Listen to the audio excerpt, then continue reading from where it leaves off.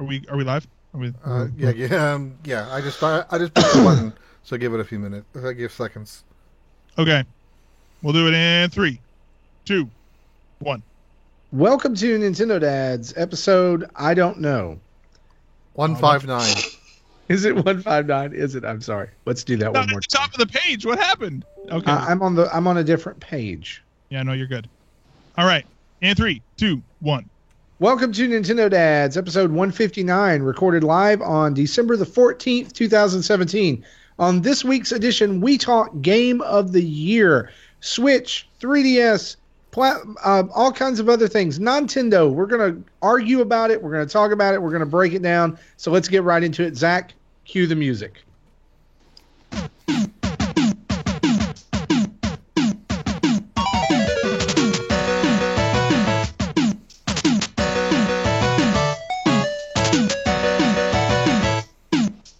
You're not going to believe this. I didn't hit record. We're going to start over.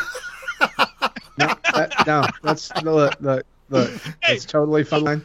For real this time. At least you find it after at the 65 second mark. I don't think you appreciate the art of doing a good intro. Not the 65 that Marty's minute mark. Putting his effort into, and you're not doing your goddamn job with just press the record button. You know what, though, man? Somebody order this man some wings right now. All right. I'm really angry. Listen, man. Listen. You go and you bill Nintendo Dads for those wings. I think the pubs they won't pick up. I'm trying and they won't. I'm so upset right now. The Guardian's chasing me. What am I gonna do? Okay. All right. In 3, 2, 1. Welcome to Nintendo Dads episode 159, recorded on December 14th, 2017. On tonight's episode, we discuss the fact that Nintendo has sold 10 million units of Nintendo Switch worldwide, and we talk our Game of the Year. We're going to talk about it. We're going to argue about it. We're going to laugh about it. We may even cry about it. And so, Zach, we need to get right into it. Cue the music.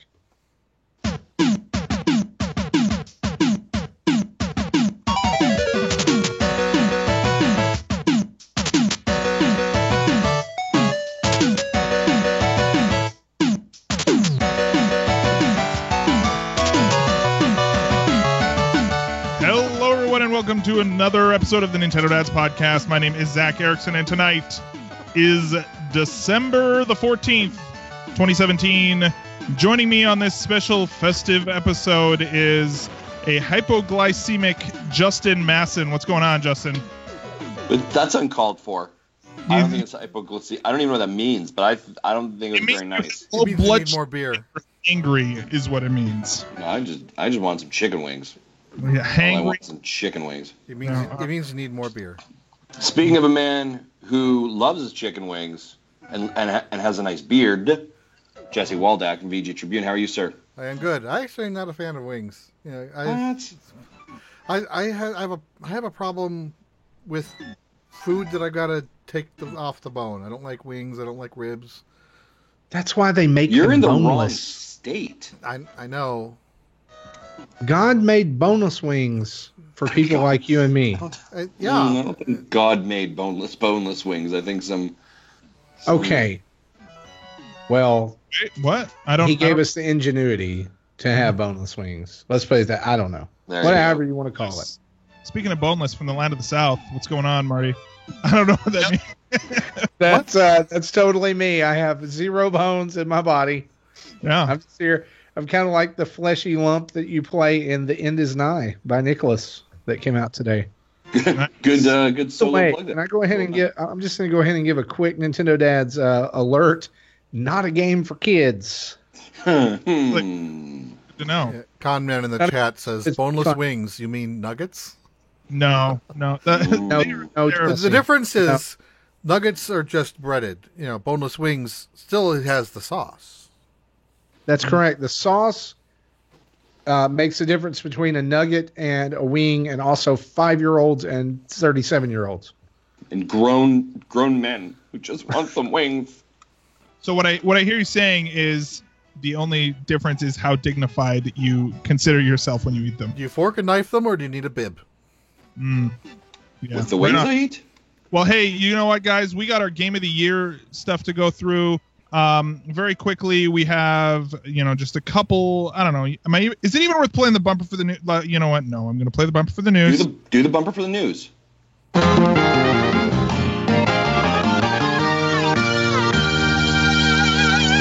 All right. And of course, the news is brought to you by patreon.com/NintendoDads, where Patreon is now Patreon listens, people. So for those of you who, weird, right? So Patreon, unlike the United States government and the FCC, listens to people when they say, no, we don't want something. Mm-hmm. Yeah. And that feels good. Yeah, it does. So for those of you who don't know all of the debacle with Patreon, they thought that it was a great idea to tell patrons the actual people who were paying the stuff that they had to pay the transaction fees. We were cool as creators paying those fees, especially if those fees were increasing the fees was going to drive people away. We understand when people leave or whatever, but just to update everybody, Patreon has decided that they were wrong and that they are not doing the changes they said they were going to be doing. So for those of you who had to make changes, you can now consider at least knowing that, that's not actually going to be happening. And if you feel the need to change back, you can. If not, we understand too. But yeah. But you know what, Zach? Buddy. We also have, Marty. We have 2 new patrons, and so I don't know how we missed this other one, but one today and one last week. Simon Hawkins, we want to thank him for jumping on and being a patron of the show, and also brand new patron and Patreon producer Chris Mears. We're not, Chris. You are a scholar and a gentleman, and we thank you for being not only being a patron but being a producer patron of the show. Absolutely, dude. So that's awesome. Huge thanks. All right, so let's very quickly go through some news. I think the big highlights here, right, would be 10 million Switches are already sold. Nintendo's doomed, guys. What was the lifetime sales of the Wii U? 13.5. 13.5, yep. 5. So the first year of the Switch may very well surpass the 5 years of Wii U. Now, does anybody know? Does this include Black Friday sales? Yeah, from what I understand, yeah. So yeah. Okay. It was December 1. So I mean, I don't suspect we're going to see. I was talking to Bobby Pauls. You may have heard of him. He is the Nintendo guru, as he calls himself. I know of him. Of him, yeah. We were talking about how PlayStation 4's first years was like 14.1. I think. I don't know if Nintendo's going to be able to beat that because you got to think a lot of those sales have already come through for Black Friday, pushing it to 10 million. I don't know. I mean, you'll see some sales here, obviously, between now and Christmas, and maybe some, hey, I got Christmas money and stuff. I don't know if it's going to crack the 14 million. I don't know if it's going to necessarily surpass the 13 million within first year, but I think it's going to be very close. Mm-hmm. Yeah. I think as long as they can keep the stocks up, people are still looking for them. Yeah. Yeah, but I mean, still, regardless, it is definitely an improvement over the Wii U, and it's pretty awesome, man. I'm excited, and what I think is interesting too is how this how is this going to move forward? Will we see I think that we're already seeing that the Switch can be a multi-system per household device. And so I'll be interested to, that for me, it means the ceiling is also higher, right? It's much more likely for a PS4 to be a single system per household, but whereas you can see multiple Switches in a single household for sure. We have 3 already.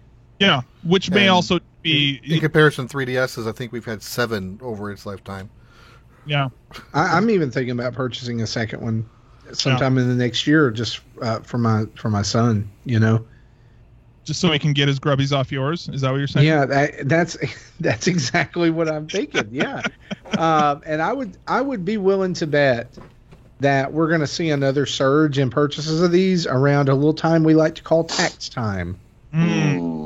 Here in the United States. And so I would say probably by March 3rd, we're going to be, I think, bumping up against that 13 million. or close, because you're going to have people who, we've got this Black Friday surge of sales, right? What about the people who weren't able to get them? And what about the people who get Christmas money and decide to buy a Switch? So I think you're going to see another little push. Maybe not exactly 13 or 14 million, but what did we say that did we digging back into the ye old Nintendo Dad's archives? Did we think that it was going to do this within 9 months? I don't think anybody really made any predictions based on sales, but I think we made lifetime predictions, because I remember talking about it being somewhere around I think between 45 and 60,000. Yeah, but I don't think any of us thought they'd do 10 million in the first year. No. If we had this discussion back in March. I think in the case of the Switch this time, and why we're already knocking 10 million off the list, is that we have a great combination right now of hardware and software that people want. Mm-hmm. And so here's to 10 million more. I mean, I think it's 9 months in, it's only going to get better. Mm-hmm. Just another couple of pieces of news before we get into the Game of the Year stuff. Did you guys talk last week about Ryan Reynolds being Detective Pikachu? Yep. Yeah. You did? Okay. Yep. All right. There you go. Pikapool. Pikapool is going to be a thing. Pokemon Crystal's coming out next month on the 3DS Virtual Console. Dang it, Nintendo! Stop putting things out on other systems that are not the Switch. Just put it on the Switch. Just put it on the. Hey, Nintendo. But that would require Virtual Console to be on the Switch, and they don't want to do that yet. Whoa, hey, let's not do Shots something fired. like it. Uncle Jesse with the truth there. Yeah. Jeez. What else did we get announced for some news? Yeah. SteamWorld Heist is going to get a Switch release before end of year. Yeah, I think the 28th or December whatever. 28th. Right? Yeah. Will you any of you guys be picking that up again? Because I know most of us had it on the 3DS. No, I don't think I will double dip, but this is good for those who did not get it. Yeah, if they don't have a 3DS, I think this is a pretty good indication that SteamWorld Dig 2 did pretty good. Yeah, yes. I think the Switch was their number one unit pusher over all other systems, including Steam. And we just that's a good see story. this happening again and again and again, right? Yeah, absolutely. And also, I want to say a little thing. I know you guys last week said that you were not excited about Bayonetta, like the Bayonetta stuff. Oh, so you were paying attention to our show last week. Oh, good. You're only paying attention. Look. Do not misinterpret what I said as not excited. I simply said that I was not excited. It wasn't that I wasn't excited. It's just that Bayonetta 2 came out at a time in the Switch or in the life of the Wii U that I just really didn't have the extra income to pick it up, and it was just something I never went back to. Right. Okay. I don't have the history with playing Bayonetta 1. Although I think Platinum did an amazing job with the Transformers game that came out on PS4 last year. So that's just I know that's that same kind of combat system.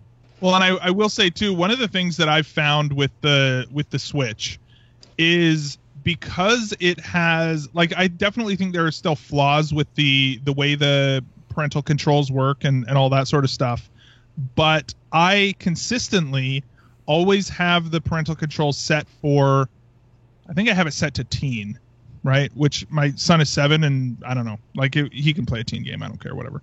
But I don't want him playing Doom, for example, right? And I feel a lot more control over how the access that he has to stuff like that, and just for my kids in general. And so I actually would feel more comfortable playing Bayonetta on the Switch than I ever would have on the Wii U, right? For the portability factor as well as the improved parental controls. And so as a parent, I actually feel much more comfortable playing something like Bayonetta 2 and 3 or whatever on the Switch versus on Wii U or previous consoles. So I don't know if you guys also kind of feel that way, but just that's something that Yeah, like I bought Binding of Isaac when it came out, and I never played it docked at all. Like it was never in the dock. It was all played handheld. Mm-hmm. And my son knew, you do not go and play this game. And I'm going to have to tell him the same thing for the End is Nigh now. But I mean, like and the thing is, the only reason I don't keep parental controls on my Switch is because of the silly, like, you have to put in the anytime you want to use the internet, you got to put in your code, or anytime you got to, you want to do that. I think you should be able to set that individually by different profiles, not for the whole system. But we're getting there. Nintendo's they're improving. Yeah. Oh yeah, for sure. So so that's I'm excited about that. So any other news from this week? I feel like there was quiet news. Another game I think we should mention, since we had that lively debate about the last Arcade Archives game. Versus Super Mario Brothers will be at least announced in Japan. It hasn't been announced as far as I know in North America, but it's usually day and date. Will be is releases on December 22nd. Man, you know what? I'm not gonna lie. I've come around to certain things of that argument. I guess more that I'm just not excited about. What specifically Mario Brothers? Is that what it is? Yeah. I'm going to go to the Japanese eShop and just take a look. But yeah, that's we'll see. So yeah, versus Super Mario Brothers starts off, exactly the same as the NES and Famicom Super Mario Brothers. I think the first three or four worlds are beat by beat exactly the same. But when you start to get to world 5 or 6, then the levels change. They start to get more difficult. Some of the levels that they used in this arcade were used in the Famicom Mario 2. Or our lost levels. So, things get pretty twisted. I do remember playing this game in the arcades when I was younger, and I do remember never beating it.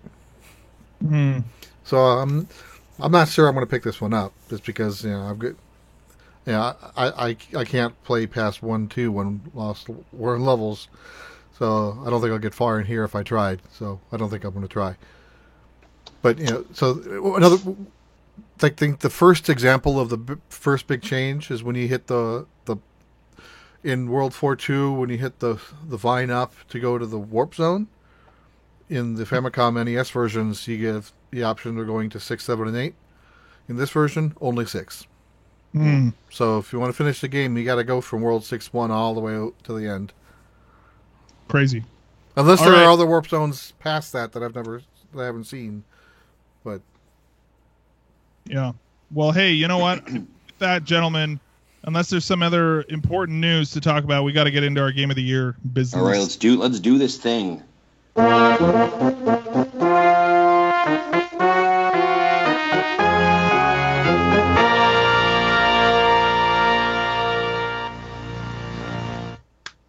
right.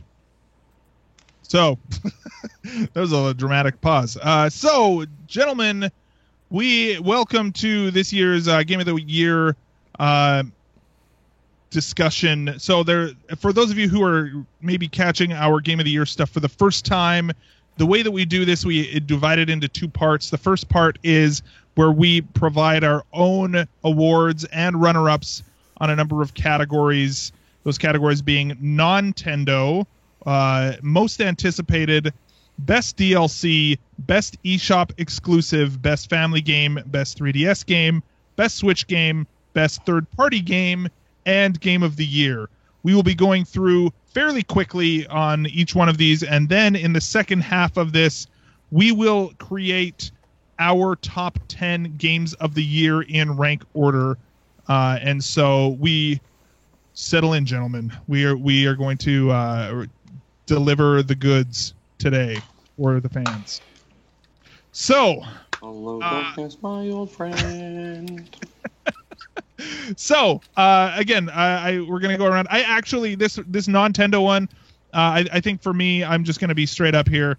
I only own Nintendo consoles, and with the number of games that I played, I didn't play anything that wasn't on a Nintendo console. I don't own a PS4 or an Xbox One, and I really didn't play anything that is new on PC.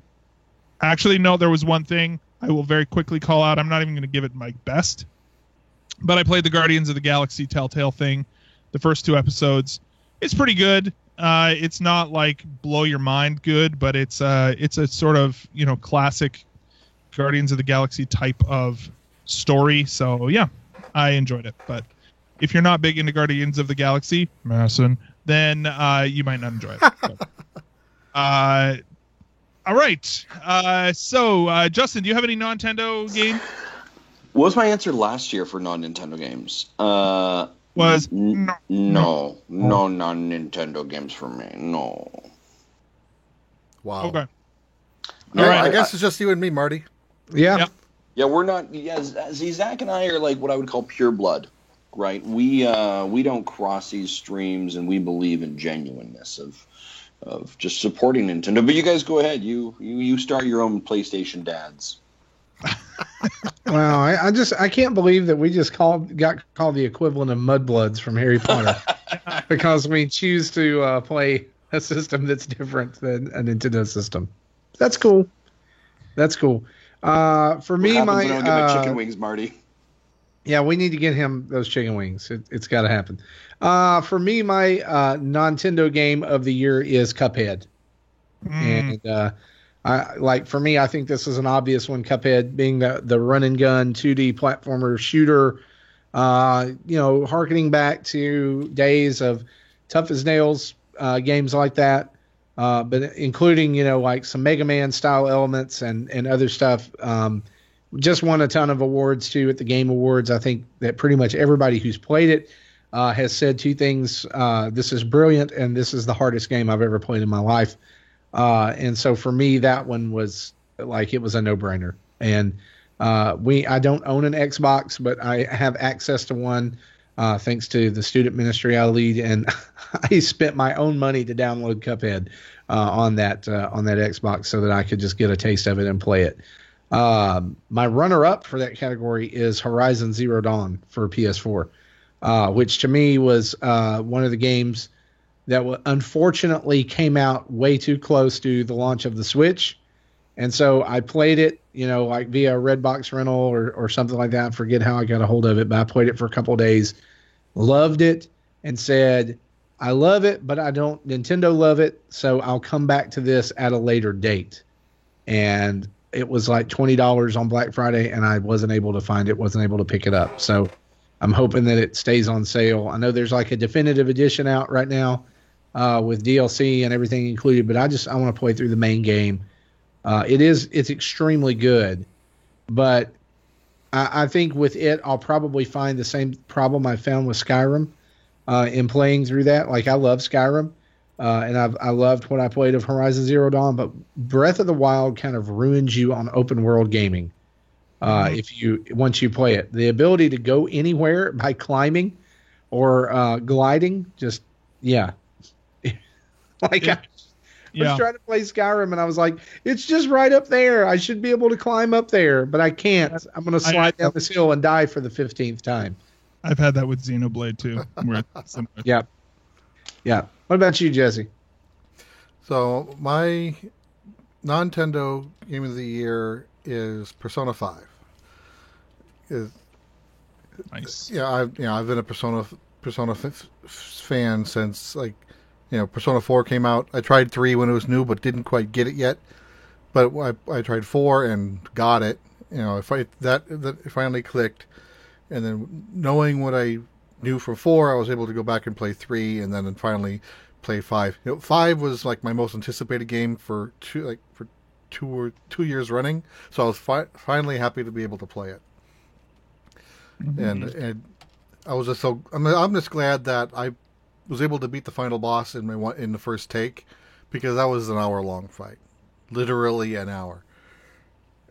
So, and my runner-up, I think this is going to be a surprise to everybody, is a game that I only just played this last weekend, and it's one of those games that you play it and it kind of sinks in the back of your head. You're always thinking about it, and you just want to know more information about it. It's called Doki Doki Literature Club. Oh, dude, I've seen stuff about this. I need to play this. You need to play it, and so I'll probably talk more about it next week when when I'll go more spoilery. This is a game similar to like Five Nights at Freddy's or Corpse Party, where or like Undertale. It's meant to be played as spoiler free as possible. You get the most out of it by experiencing everything new on yourself. So, just kind of a warning.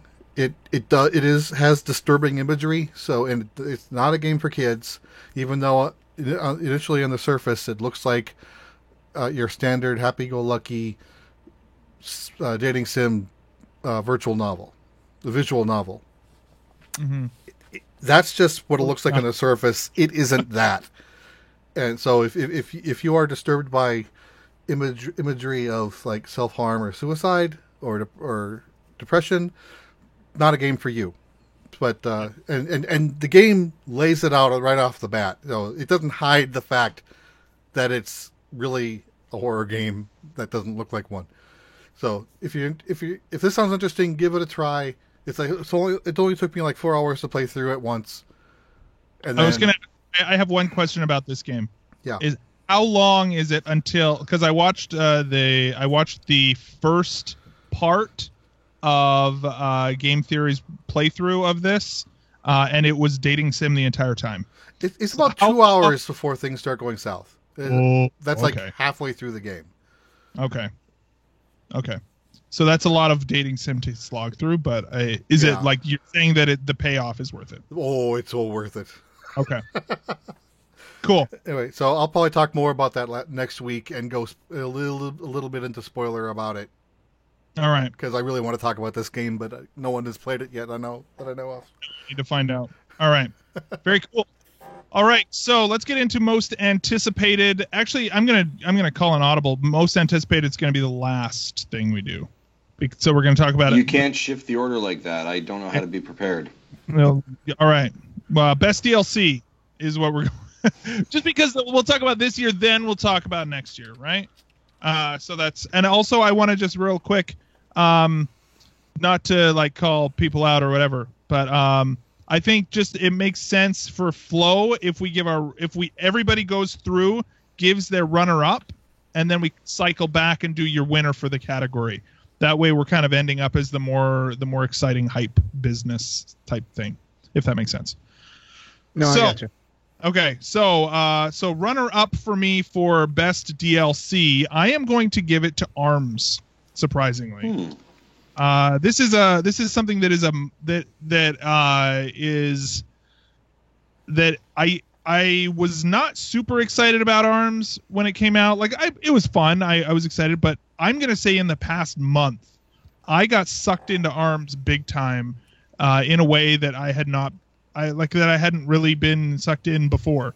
I feel like and I know that they have added, this almost is contrary to some of the other stuff that I've said, but like that party crash mode sucked me in a lot of and I think that from looking at where that game was at launch versus where it is now, I feel it has actually done there's a lot of progress there, and I feel like it deserves recognition. So that my runner up for DLC is ARMS.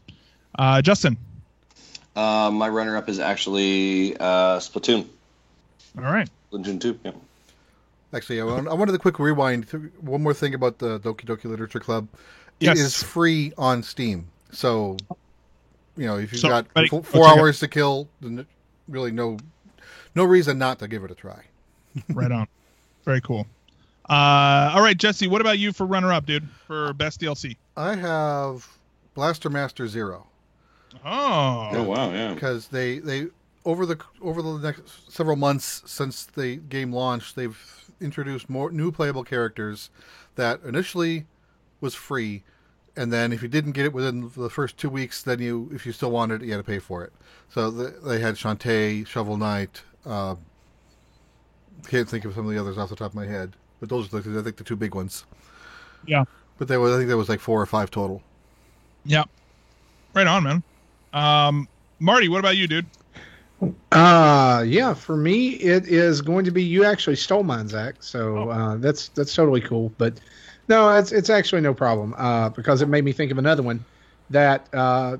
Hey, you can do the same. It's cool. No. It's, I mean, like, it's ARMS, but I actually thought of one I probably enjoyed more, and that was the Spectre Knight campaign for Shovel Knight. Oh yeah, dude. Which was the Castlevania game for next gen platforms that I never had gotten because Yacht Club succeeded in making a better Castlevania game that's been made than what's been made in the last 10 years.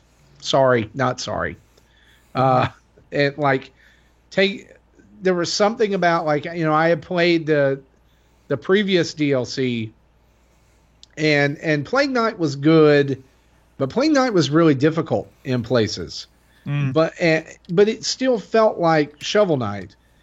Spectre Knight's campaign, like, took that premise of that game and flipped it on its head with the way he moves and the way he uses his attacks and, can do that rebounding thing and the scythe kind of, I guess, the jump or however you want, the rush. And so to me, it was huge.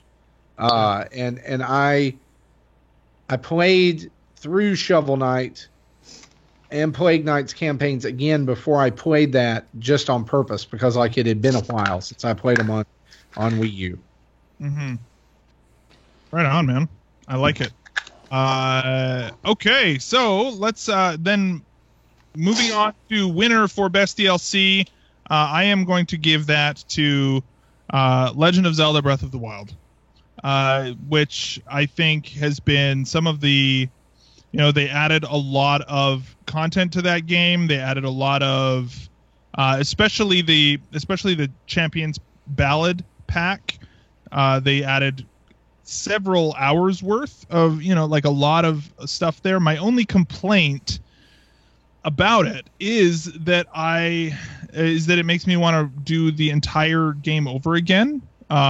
Because I feel like you could probably, like, if you were to play the entire game with all of the DLC from front to back, it would change the pacing of the game, or you would be able to kind of collect it along your way.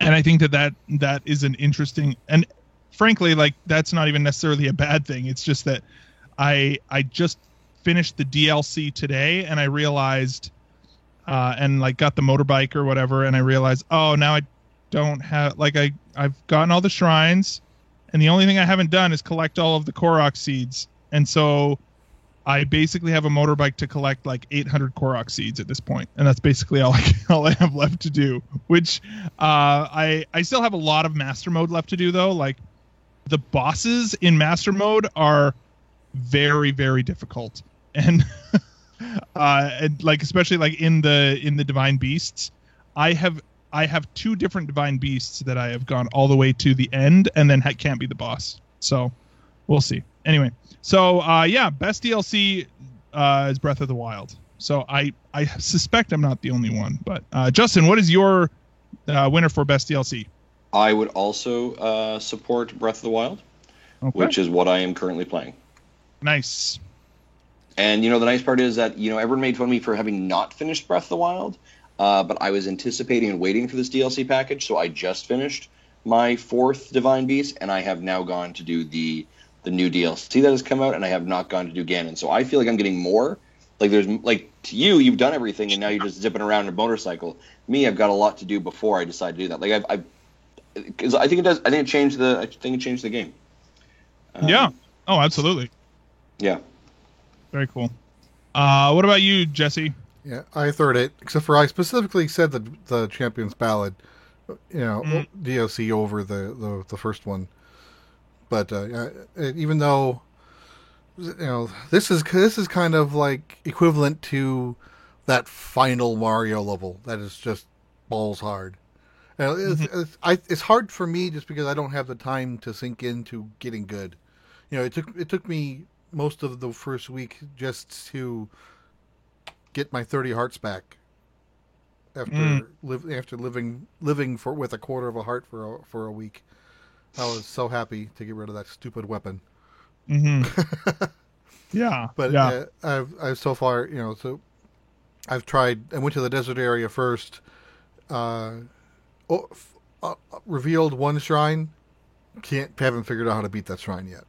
Those shrines, some of those shrines are pretty challenging, and then I don't even know how to unlock the other two shrines. I looked around. I'm like, I'm completely lost. I'm thinking if I do like keep, I think I'm gonna have to walk through this. In order to... I did that a couple of times. I'll admit that I did. Just looked up a couple of YouTube videos, like, oh, the crap, and then okay. One of the things that I noticed about those shrines is they have you. They will combine different mechanics in a way that I didn't expect. So, for example, I posted a video on Twitter today of like, basically I stacked 2 blocks, like 2 blocks high, and then using the magnesis rune, right? Like they were big metal blocks. So stacked them 2 blocks high, then used the stasis rune to freeze the top one. And then I moved the bottom one out of the way with magnesis because there was like a bunch of flame coming down and I had to block the flame. So I had to freeze the one up top with my with stasis and then push the bottom one out with magnesis rune before the time ran out or whatever. Really cool. Like like they were definitely more difficult, but also I didn't like doing the fire shrine the first time I went through it. I don't know if I want to do a fire shrine plus mode. Yeah, it was fun though. I enjoyed it. So anyway, so that right on. Marty, what about you, dude? I'm gonna deviate here a little bit. What? And the only reason for this is because I've not cracked into the DLC yet. When DLC 1 for Breath of the Wild dropped, I got all the costumes, but I didn't do anything. I didn't get the Master Trial because I literally was saying I want to get the first 120 shrines done. I want to get as many hearts as I can get. And then another game came out, and then another game came out, and then another game came out. And so it piled up, and Breath of the Wild, went down the stack. So now because of DLC 2 and because I'm super excited about it, I've gotten back into Breath of the Wild. I'm 4 shrines away from completing the original 20, and I'm having to look them up. I'm having to, do walkthroughs and stuff for that. So then I'm going to go do the Master Trials, and then I'm going to go do DLC 2. So, maybe by January I'm in there. So like all these people who are like, it's super hard, I don't know what to do. I'm like, I don't know.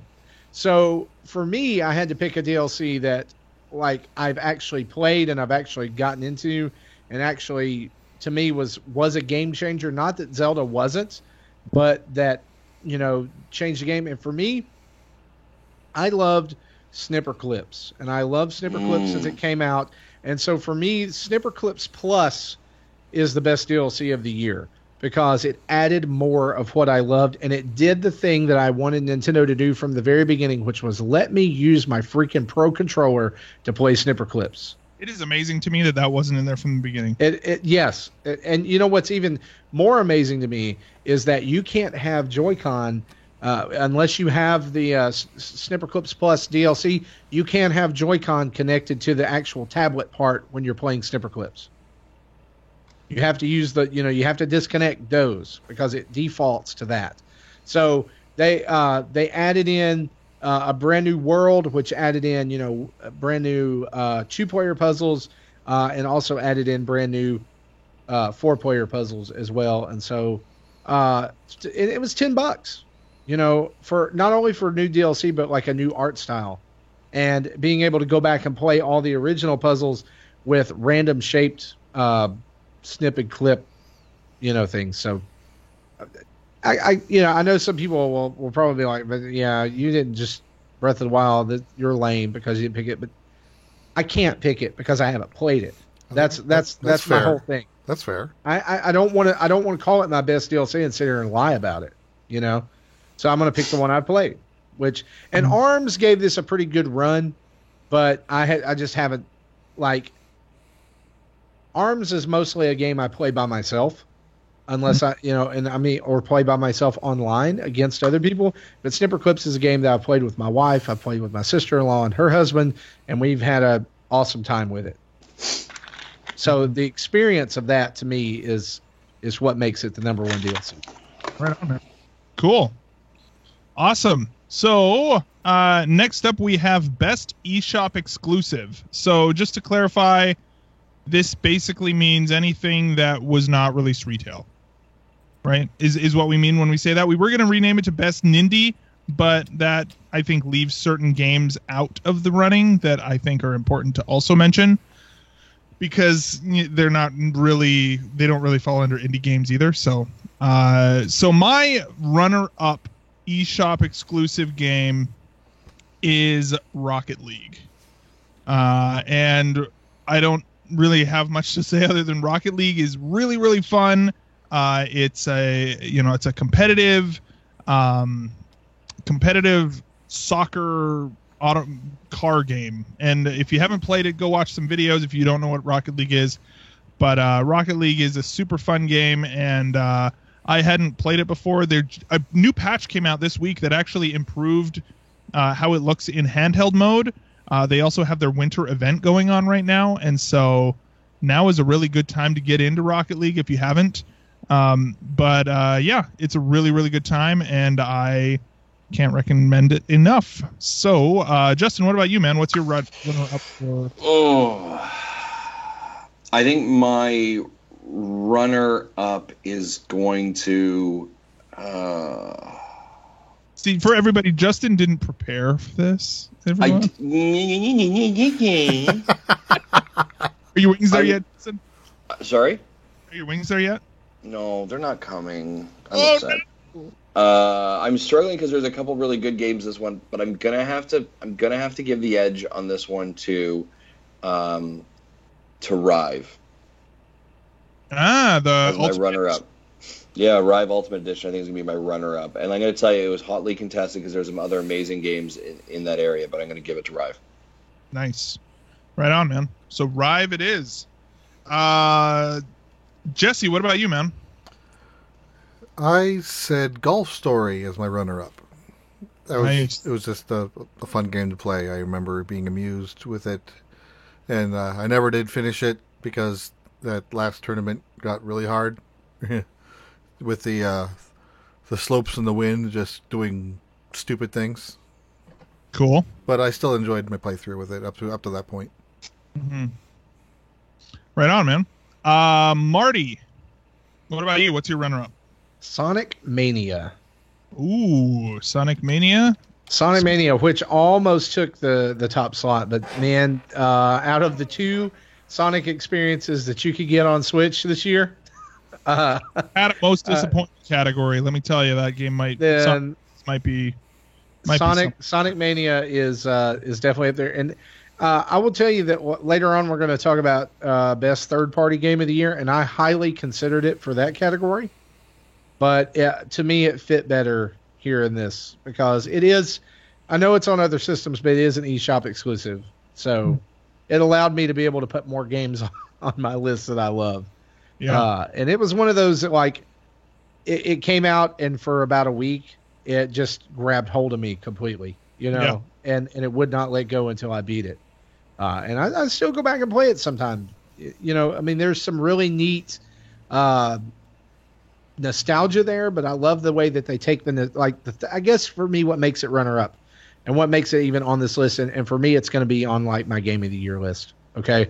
On the top 10 is the way that they take nostalgia and they marry it to a new concept that totally changes that level and makes it something that's completely engaging and makes you want to keep playing. So, kudos to that whole team who, from what I understand, did that because they love Sonic, right? Oh yeah, they started out as being basically, they were just fan coding people of the game, and then they slowly brought onto the Sonic franchise. Yeah, absolutely. In fact, that can lead straight into mine because my winner is Sonic Mania.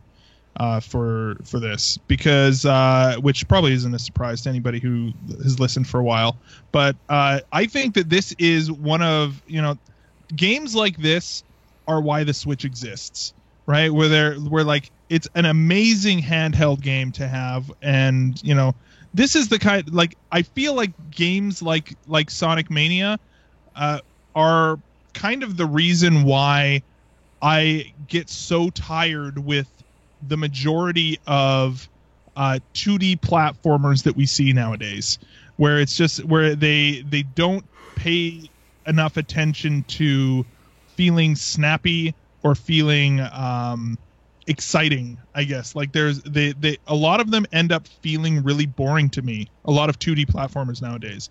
And then Sonic Mania comes along and reminds me why I loved the original Sonic, those first Sonic games on the Genesis. And it's just so much fun. I played the crap out of it. I want to go back to it, and it's like you said, Marty, it is such a great marriage of the sort of retro callback with the more modernized game mechanics too. So yeah, that's my winner is Sonic Mania. So would you add anything else, Marty, or? No, I just think that everybody needs to play that game. I mean, it's one of those that, like, in a year of a huge amount of Switch games, like, it was truly one of those defining games of the year. I think of this, this is a must-have on your library for sure. So right on. Justin, what about you, man? What's your best eShop exclusive game? Yeah, this one for me wasn't nearly as hard. I think it was a very easy kind of top spot, and for me, it is SteamWorld Dig 2 by Image and Form. I thought this was an absolutely fantastic game. I love the art style of the world that Image and Form has created, the Steam world. Obviously, we mentioned Heist earlier today, and it's captivating content. It's an amazing game. I love that kind of Metroidvania style exploration. And really well done. Handles great, and is a fantastic addition. I think it's a game you have to be owning. So, right on. And Jesse, what about you, man? I said the same thing. SteamWorld Dig 2. Cool. Right on. Would you add anything to that? No, I think he said it. He put it well. And again, as we said earlier, it sold the best on Steam on the Switch versus any other platform. So, this game fixed a lot of the issues with the first game. I liked playing the first game, but I liked playing this one more. And I actually tried playing the first game again, and I'm like, this doesn't feel as right anymore. Yeah. So I enjoyed playing this one. Yeah. Marty, what would you say is your winner for each best eShop exclusive? For me, it's going to be Astro Duel Deluxe. By Two Button Crew. Oh. Yes, and Panic Button. Yeah, that's and right. Two Button Crew, that's not right. That was Panic Button. Yeah, it's Panic Button. It's totally fine.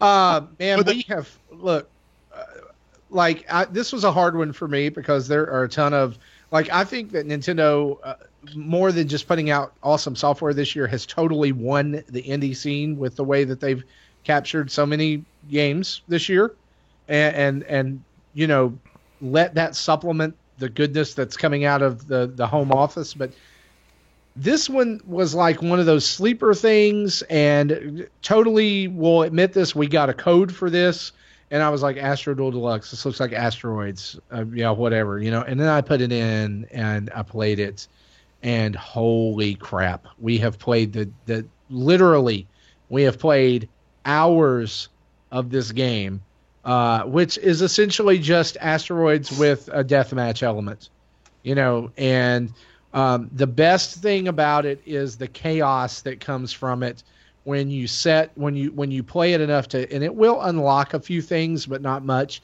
But we play it with on hard randomized maps where it just randomly sorts through these maps. And you start with power-ups. You start with triple power-ups. And so, there's this really satisfying missile power-up that when it explodes, your Joy-Con rumbles just right, But, if it hits anything anything in that radius is immediately vaporized, including other missiles or asteroids or other ships or whatever. And there's one level that's literally a square with a black hole in the middle of it.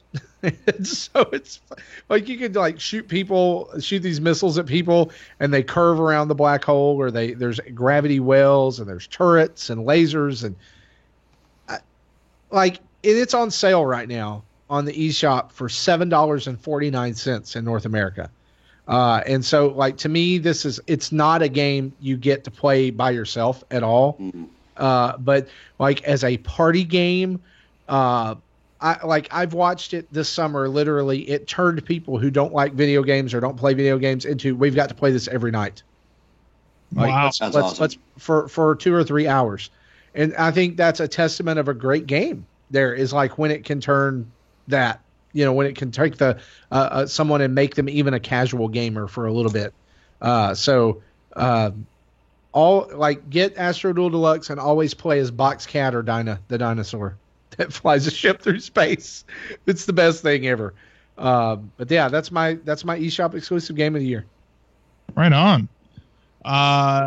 Sweet. So next up we have here, let me just put this in. Okay, so next up we have Best Family Game of the Year.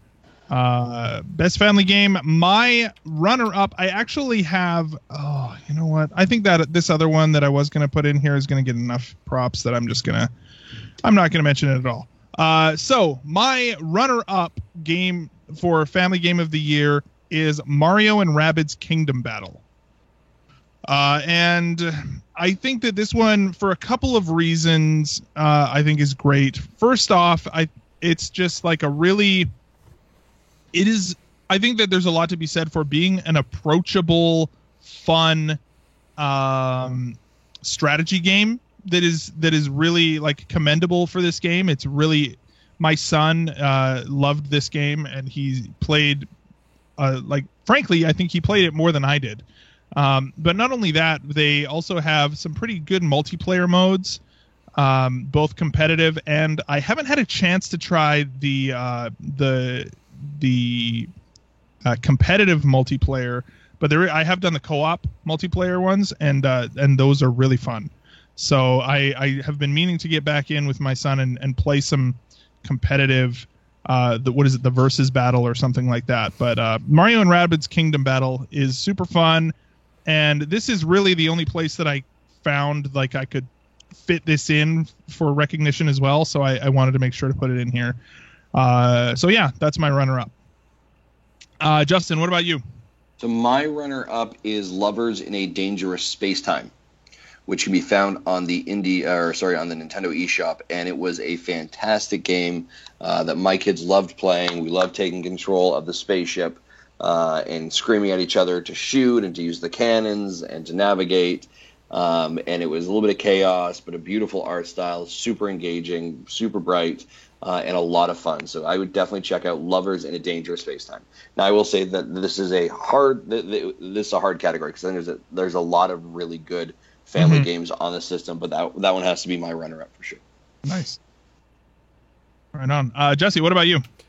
Okay, so this game, if I had a younger family, I probably wouldn't have picked it, but since I have an older family, that everyone was able to enjoy it, I think, as much as I did. I picked the Jackbox Party Pack 3, and 3 in particular, even though we've tried all 4 of them, but I think overall we like the 3 the best, mainly because of that murder party game, trivia game. Very cool. Right on. Yeah, so if it's just us, I don't think we have the need of needing to put it into family mode. But if we're playing with grandma, then yeah, we'll put family on for grandma. But we don't play this with kids so young that we need to worry about that. You don't want to offend grandma's sensibilities. That's for sure. Right on. All right, cool. Marty, runner up for best family game. Mario Kart 8 Deluxe. Oh, I forgot. Little Dark Horse slipping in there. Yeah, you guys forgot about that one. For me, that's been the one that's gotten the most mileage with my kids. Now, my daughter won't play this game, but my son still begs to play Mario Kart and wants to play it against, anybody in the family who will be willing to play Mario Kart with him. In fact, he declared on Thanksgiving night we were having a Mario Kart tournament, which ended up being me and my brother-in-law and him. Nice. Yeah. But I mean, it's, everybody likes Mario Kart, right? Or most people do. and most people will bite. They'll play.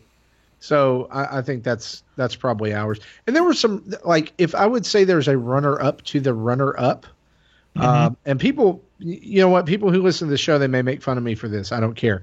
1-2 Switch got a lot of mileage in our house. Yeah. And it's mainly because my daughter, like, who doesn't play games a lot, would say, that's the only game I'm going to play. That's exactly what my 5-year-old daughter said too, where, like, basically all she wants to do, and again, she's younger, but, like, she the champagne bottle game, I think, alone got a ridiculous amount of play in this house, which there's all sorts of innuendo that you can have about that game in particular that Yeah, well, at least it was that game for you and not the fashion model walk. If I've done it one time, I've done it 10 times. I have strut my stuff, so to speak, in that game as well. And so, 1-2 Switch definitely worth mentioning. I would agree with you. I got slack for someone recently about 1-2 Switch, but the kids, that is one of the games, the first things they want to play whenever we bust out the Switch sometimes. Yep, absolutely. Right on. So then we're going to go into our winners for Best Family Game. And I think this game is probably going to surprise people because I haven't actually talked about it too much on the show. But my winner for this game is going to go to Portal Knights, which is a game that came out not too long ago on the eShop. And it's kind of like a mix between like what was it? Kind of like a mix between Zelda and Minecraft, like specifically like Breath of the Wild sort of. It's like that kind of combat where it's very, or maybe like, I don't know, something else like that. But there's definitely like the crafting in Minecraft, and the overworld is there's boss battles in this game, which is cool. There's lots of, building your base and collecting items and loot. And so there's like a Diablo sort of thing. You have like different abilities that you can get in different classes. My son, I realize that the game that he's currently playing is always his favorite game on the Switch. But I actually believe it. This game is nearly impossible to pull him away from. And it is and it's got split screen multiplayer, and it is really fun. And I think it is actually, I don't want to say it's better than Minecraft because Minecraft is different, but it is maybe an evolution of the Minecraft formula that I think is pretty successful in what it does. And I got sucked into it too. Like, I stayed up for a ridiculous amount of time just playing through this game too. So it's got that same sort of itch where you're exploring the worlds and mining and collecting resources, but then it also has crafting in it, right? And so you're crafting new gear and you're leveling up and you're getting new abilities, and it's really fun. And so like I said, I feel like, given how much my son has enjoyed this game and how much fun it is to play together, I would be remiss if I did not give this game some pretty big props. So yeah, Portal Knights is my best family game of the year. Justin. Sure. My best family game is the sleeper hit that is Mario Kart 8 Deluxe. Nice. My family loves playing the game. It's easy. People love playing it. When kids come over, between that and 1-2 Switch, that's the games they're asking for me to help set them up. So yeah, and it's a game that, like, everyone wants to play. No one says no to it. So very cool. Right on. Jesse. Right, so I said Super Mario Odyssey. While it's not necessarily, like most of these other games mentioned, has, a party type of element or a multiplayer type of element. Odyssey, obviously, it does have a 2-player, but not one that I've ever tried. But most of my family don't play these games. It's just me and my son. But I think of all the games that I have played, and in some ways I don't like this aspect about Mario games, but in this case it's for its benefit. Mario games are relatively easy to play, so anyone can pick it up and play it, up through the story, end of story. Mm-hmm. So they can, a 6-year-old should be able, it may take them longer, but I think most people who try it will be able to get to the end. Mm-hmm. Will they beat the darkest side of the moon? Hell no. I haven't beaten the darkest side of the moon yet. That's, but I don't so again, that's kind of the part of Mario games I haven't liked, is that it's got such a shallow difficulty curve until the very end, then it spikes up. Mm-hmm. Versus being a more of a gradual slope. Yeah. Right on, man. Super Mario. So that's why I call that the best family game. Very cool. Marty, what is your best family game of the year? It is Jackbox Party Pack Volume 3. Nice. And I will tell you why. Because when I think about family game, maybe I think about it in a different way than you guys. I know that we think about it as dads or as parents. For me, this was the game where we packed our Switch. We went on vacation with my in-laws, and I also packed a huge case, like a 2.5 feet tall, like separate case full of board games, because we love to play games, card games. And on night one, everybody was just tired of driving and everything, and I was playing the Switch, and I was like, hey, we should try this game. You just have to use your phone and type in answers. 4 hours later, the 6 of us were sitting there still playing this game. And my father-in-law looks at me and he says, this is the best video game I've ever played in my life. And so, like, we played Trivia Murder Party, and we played Quiplash, and we played all of it, and so they love this game so much that we never opened that case of board games that I bought or that I brought with me. And so, and he was just like, are we going to play some more Jackbox? You want to play some? And now that's kind of like a lot of times on Sundays, where before we played cards or something, now it's like, hey, let's play some Jackbox games. Nice. So I guess I might say that all of them are mine, with a slash of use your words. I just think that kind of genre of games for me has been, and my kids are at an age where maybe we don't, of course we're not going to play it with, we put the family filter on with them and others and things. Use Your Words doesn't have a family filter, does it? It does. Oh, does it? It does. Yes. Oh. You have to go into options to find it. And some Jackbox games will have it where you have to mark it individually, or you can mark it for the pack or whatever. But here's what I found. My kids are old enough that they can actually put in some good answers every now and then, Nice. And they may not get everything, but they can keep playing. We don't have to type in answers for them or anything. So for our family, it's been huge. I don't know that it would work for every family, but that's why it's my family game of the year. Nice. Right on. Very cool.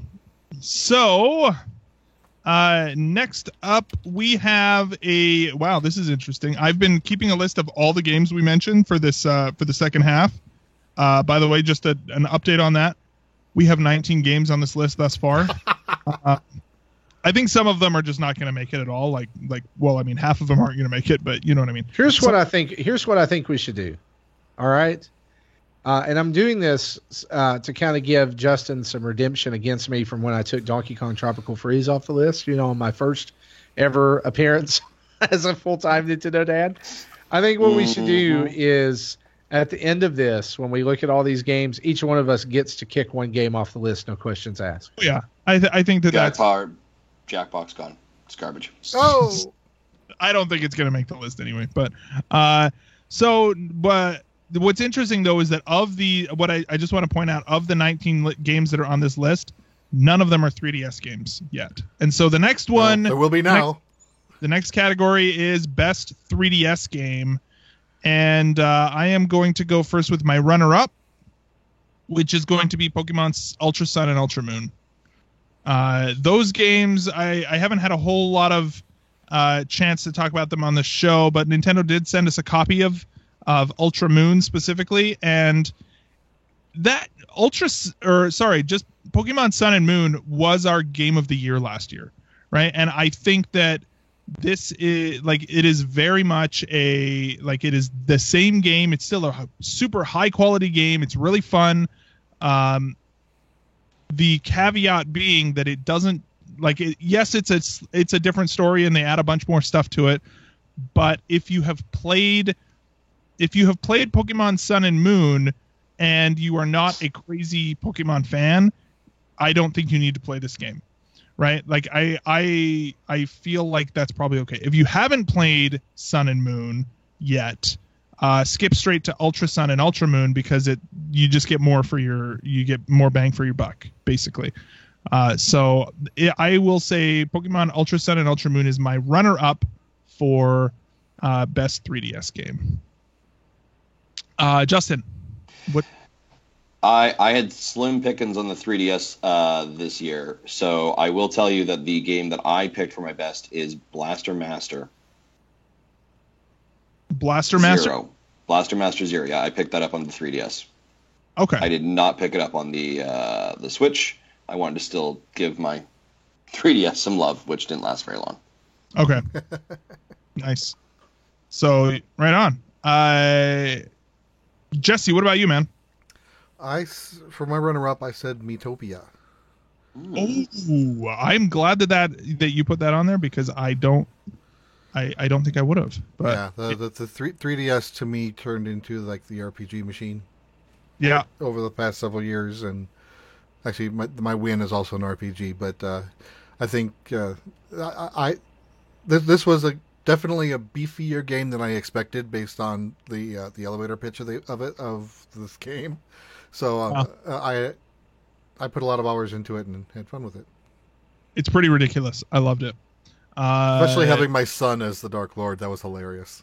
Yeah. Justin Masson was my Dark Lord in my game. Sure is, and will always be. Yeah, who was your gigantic food obsessed king, Zach? That was you, Marty. Yeah. Yeah, I appreciate that. Yeah. Thanks a lot. You know what? In my defense, you were just the king in general, and I didn't know what kind of king it was going to be until after I had chosen you. So, well, I appreciate that. Yeah, you'll always be the king in my heart. I think my king was Dr. Robotnik or something like that. That game is just so... Well, my Dark Lord was Trump. Nice. Yeah, that was a purposeful pick. Yeah, that's hilarious. Marty, what is your runner-up game of the year? It's Miitopia. It is one of two games that I spent time on my 3DS with this year. So yeah. Well, I'll take that back. Besides Yoshi and Poochie's Woolly World, which I will confess, I totally bought. 95% of the reason I bought it was for that Poochie amiibo. Right. But awesome. It is a fantastic game. Yeah. And I know we talked about that last year for the Wii U, but the fact they were able to compress that down into the 3DS is good. But no, it's Miitopia for all the reasons Jesse listed. It's fantastic. If you don't have it, what are you doing? What are you doing? I don't know. Just do it. Go. Yeah, it's super fun. All right, so that brings us to the winner of Best 3DS Game of the Year, and if we don't all have the same answer for this, I think that we don't all have the same answer. I can guarantee that no one else picked my game. Oh my gosh. Okay, so my winner for Best 3DS Game of the Year is Metroid: Samus Returns. This is a game that was super. I loved Metroid: Samus Returns. It was a great game. I think it's the longest 2D Metroid that has ever been released, right? Like I think so. Most of them can be played like within 4 hours if you know what you're doing.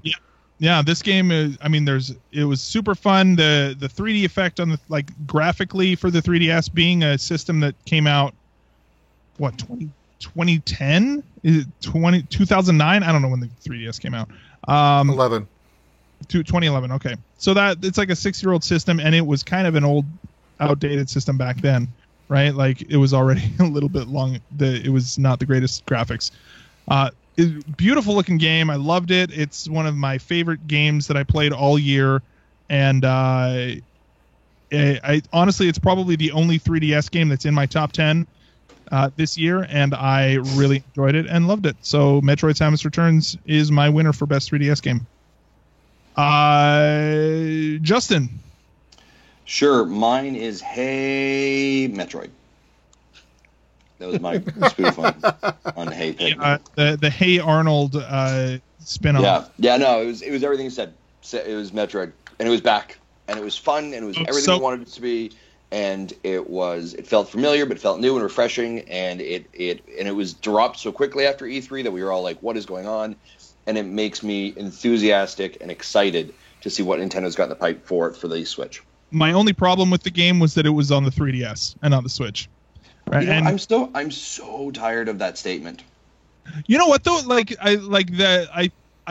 way that I say it is that it is a compliment that I feel like, and I'll tell you why that I feel it's a valid criticism, is that my concern is that this game is going to be forgotten as we move on from the 3DS, and I don't like. This is a good enough game that I want people to be enjoying it for years to come. I think that, but instead I think it's going to be lost as we forget about the 3DS instead.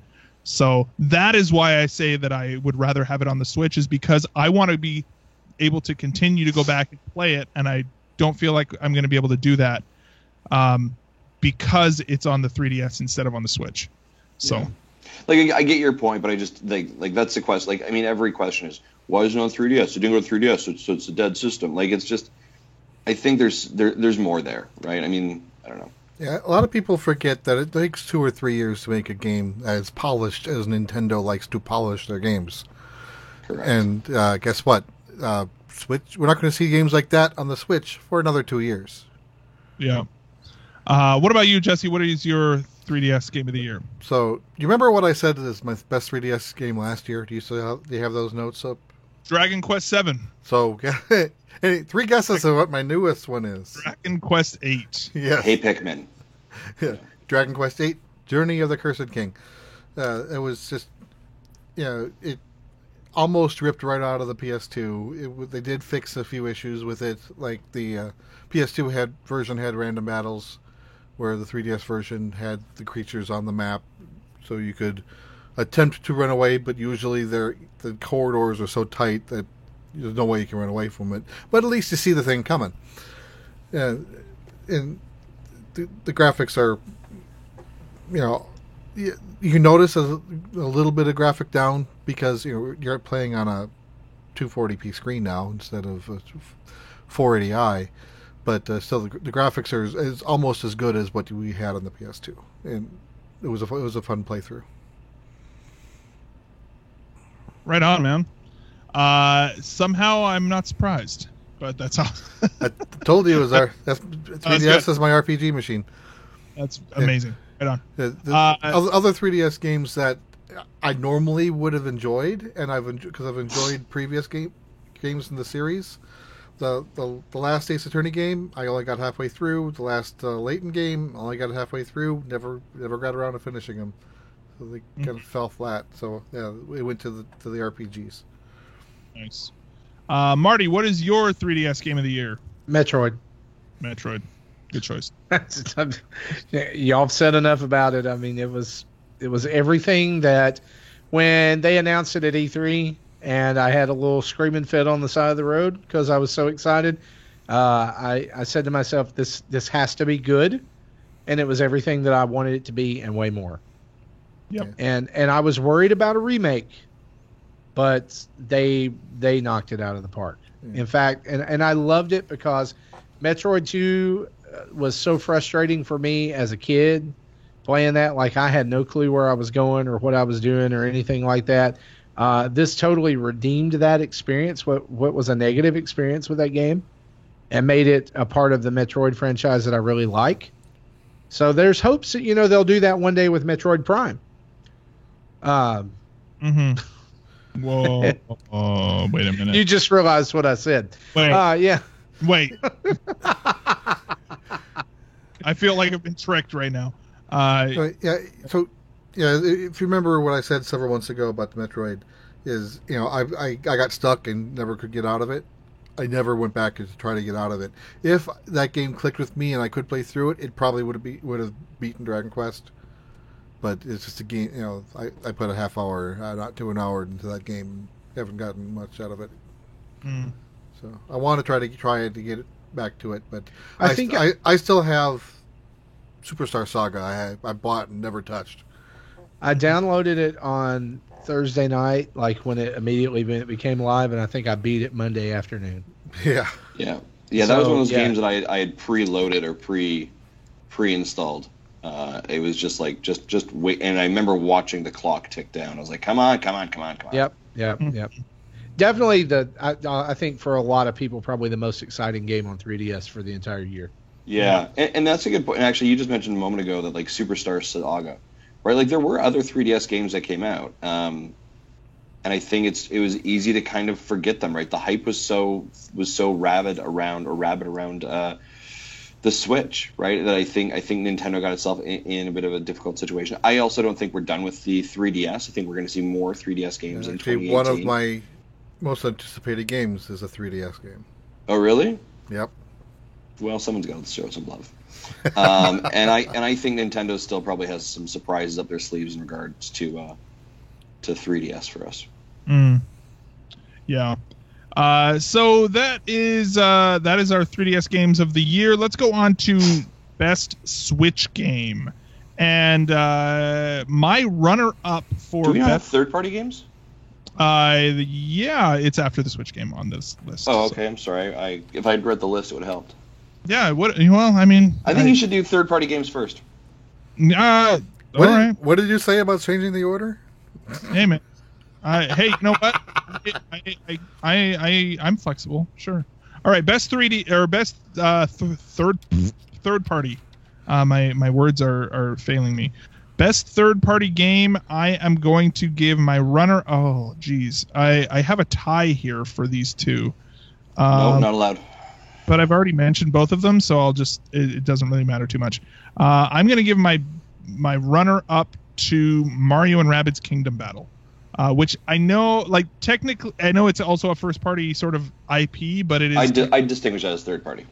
Yeah, so Mario and Rabbids Kingdom Battle is definitely my runner-up for all the reasons. I think, specifically talking about third-party, this is a really good example of Nintendo lending out their IP and it being done extremely well, right? Like, I think another great example of this is. This isn't on my list actually, but you know what? Now that I think of that, geez, would we consider is Fire Emblem Warriors a third party game?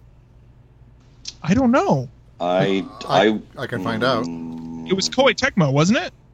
Like that's who was it published? It depends on who published it. Yeah, I'm looking. That would have been Nintendo. That would have been Nintendo that published that. So I will stand by Mario and Rabbids Kingdom Battle in that sense. But Nintendo published. For both of those games, though, my point being that the developer is still third party for in Koei Tecmo as well. But taking one of Nintendo's franchises and doing something really interesting with it, and paying some real tribute to the source material and the IP, while also doing something extremely unique and creative and polished and fun. And so Mario and Rabbids Kingdom Battle is my runner-up for that. Justin, what about you?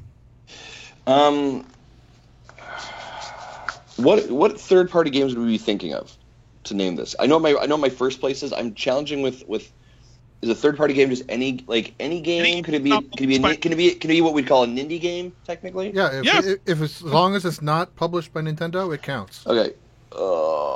My runner-up then would be SteamWorld Dig 2. All right. Which, very cool. Based on my definition, I got to double-check mine.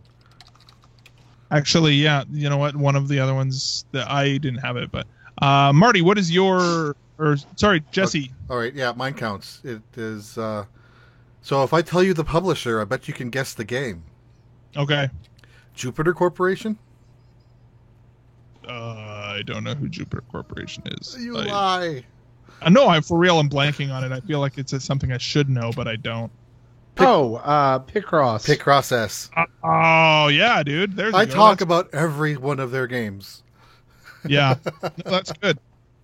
I didn't realize that was, for some reason I thought that was, they're just friggin' loyal to Nintendo is what they are. They are, right? Yeah. and again, going back to what you said about using Nintendo IP, they've done the Pikachu, or the Pokemon Picross, they've done the Twilight Princess Picross. Yeah, all very good games. Yeah, they are. Absolutely. Right on, Picross S. Nice. And I believe I did 100% that game. All the puzzles, all the modes. Justin, what did you say takes for a yours? while. What was yours? I said mine was SteamWorld Dig 2. That's right. Right on. Marty, what about you? My runner-up is Minecraft. Ooh, you know what? That's a good one. And mainly just because, I mean, it's like it takes the console version of Minecraft and makes it portable. Whereas before, you know, like me, like if I wanted to play it or my son wanted to play it, it was the Pocket Edition. Yeah. Which is okay, but it's not Minecraft, you know. And this and I think that this one earns a spot on the list too because of the crossplay functionality that it will eventually have with Xbox and PC. Yeah. Yeah, that'll be awesome when that happens. Right on. And then for the winner of third party, I am giving mine to Doom because Doom is really, really fun and runs really well. It doesn't look super great all the time, but it doesn't matter because it's Doom and it's really fun, and the online is super fun, and it's just really good. So if you like blowing up demons and Splatterfest, and who doesn't, hours, then it's awesome. So definitely, can't say enough fun things about Doom. So go, that is my best third party game for the year. Justin. My best third-party game of the year is Ubisoft's Mario and Rabbids Kingdom Battle.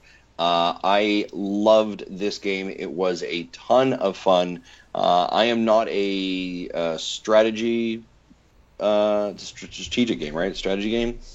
Typically, as you know, I hate Fire Emblem. I think it's a complete hot mess of a garbage game and series that should just go to sleep for a while. But this game in this series completely grabbed me, and maybe because it's like a 60-foot white Donkey Kong. I don't know, maybe. It's great. But I loved it, and my kids got into it. It was really accessible, and I think they had some great options with the tabletop split, you know, the co-op mode. Now they've got the versus mode. My daughter and I went for a haircut. We brought the game with us. We set it down as we were waiting for the haircut, and we each played the co-op mode together. And it was super easy on the Joy-Cons, accessible. The DLC package they rolled out is great fun. I think it's fantastic, and I know it's completely separate of the quality of the game, but just the passion that dev team has and Davidas had, and you talk about the care of an IP and the passion and the appreciation for it and the care and just the respect for it, and you could tell it was there, because I think, you know, when this game was announced, loosely when it was leaked, we all thought, what the hell's going on, right? Like, that sounds like mad, and yet all of us, I think, picked it up and had a good time and praised it, and I think it's fantastic. I want to take a beat here though and say how crazy is it that 1 year after our conversation last year, we are having a very great conversation about third-party games back to Nintendo. Yeah. That's the thing. That's the real story, I think, of 2017 is third party coming back, and I'm excited to see what 2018 brings forward too. Like, could you imagine like last year saying, "Hey, in just 365 days from now, Zach, you're going to say how Doom is back on a Nintendo platform, and it is your third party game." You're going to be like, "Crazy man from the future, you go away. You are go away, sir." And and yet here we are. You are go away. You are go away. Like, you so upset you couldn't figure out what the next words were. Like, well, the thing is like going into like, and I mean we're not there yet, but as we get into the second half of this, and we're going into our like top 10 as a collective group, I don't know if we had a single third party game last year. Like, No. right? Whereas, like, there are several third-party games that that I think could very well end up on our list. We would have year. on the 3DS, but probably not on the Wii U. Right. Well, I mean, we only had... Actually, you know what? I lie, because Axiom Verge was, like, in our top 10. That's right. But that was that was the exception. I think I fought for that one, didn't I? Yeah. So, so right on, man. Jesse, what is your best third-party game of the year? Yeah, so I've also been known to be not a fan of strategy games in general, but, SteamWorld Heist showed me if the story is good, it's something I can wrap my head around. And while I don't think I'm quite as toxic as Justin was, I also said Mario and Rabbids Kingdom Battle. Right on, man. Do you mean toxic towards games or just in general? Toward strategy games. Shots fired. Well, you have to admit what you said was, yeah. Yeah. Hurtful? Yeah. Unnecessary. Listen. Yeah, so I stand by my claim. Not yeah, so when I first saw this, I'm like, I thought, oh no. But I gave it a try anyway and really enjoyed it. I did, and was able to beat it. I didn't beat all of the challenge levels. Those got really weird, but I beat the story. Yeah, I still need to go back and beat that story. Yeah, Justin liked the big white Donkey Kong, and I think my favorite characters were two of the near end game characters that we didn't want to spoil. Back in the day, don't know if we still want to what the spoiler window is at this point. The ghost boss or whatever. I might seem to remember that was one of yours. That's not what I'm. Nope. That's not what I'm referring to. But okay. All right, we'll talk later if you want to know. Cool. All right, Marty, what is your best third-party game of the year? Yeah, it's going to be Rocket League. Simply because I think it's like. And it's not that I forgot about Mario and Rabbids.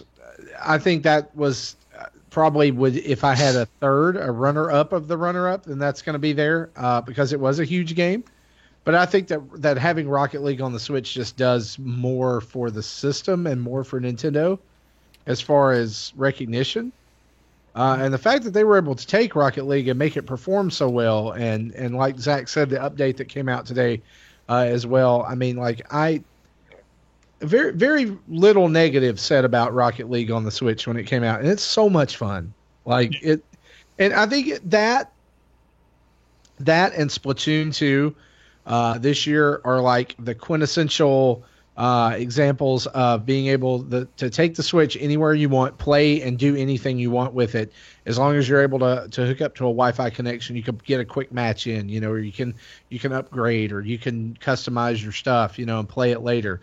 And then just go drop it in the dock, So I think having that, I've heard several people say that I know Rocket League's getting a physical release now, but they were saying that they wouldn't play it as much if it wasn't digital, Because you can just jump in and out, man. It's awesome. Right, yeah. And it's already on your Switch. It's always there. It's always loaded up. It's ready to go. But I just think the hype around it, that's why, to me, it's the best third-party game. Nice. Right on. So that is the best third-party game. Let's head into... We got two categories left, best Switch game and then game of the year. I'm going to go first with my runner-up for best Switch game, and I'm going to give it to Xenoblade Chronicles 2. Really? Wow, don't sound so enthusiastic. Yeah, no, absolutely. This game is honestly, it is an improvement to the Xenoblade formula in just about every way. It is really fun. I haven't beaten it, but I have played enough of it that I can confidently say it is my runner-up for best Switch game.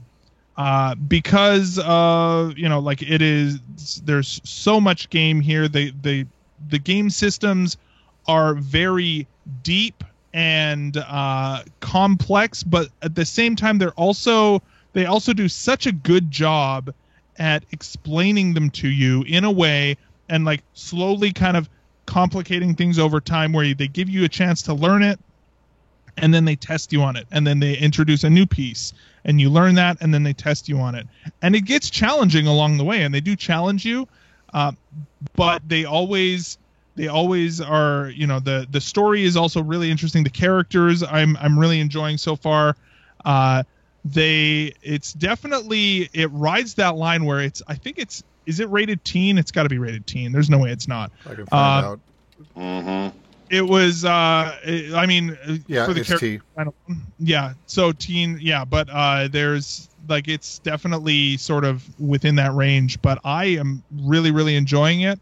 And I was thinking about this today. But one of the things about these really big RPGs that I've always run into in the past, and this is what happened with Xenoblade Chronicles X on the Wii U, is that I played it for a long time, and eventually in any big strategy game, in any big RPG, there's always that moment where you hit the wall, and you're kind of like, okay, like I'm not feeling this quest, I'm not feeling this part of the story, for whatever reason, and maybe it's just that, you know, I was tired that day when I was playing, but I hit a point of this game, but because it's portable, it makes it so much easier to push through that part and then immediately hit another high point again and think, oh man, okay, now, nope, I actually do really enjoy this game and I do want to keep on playing it, and it's really fun.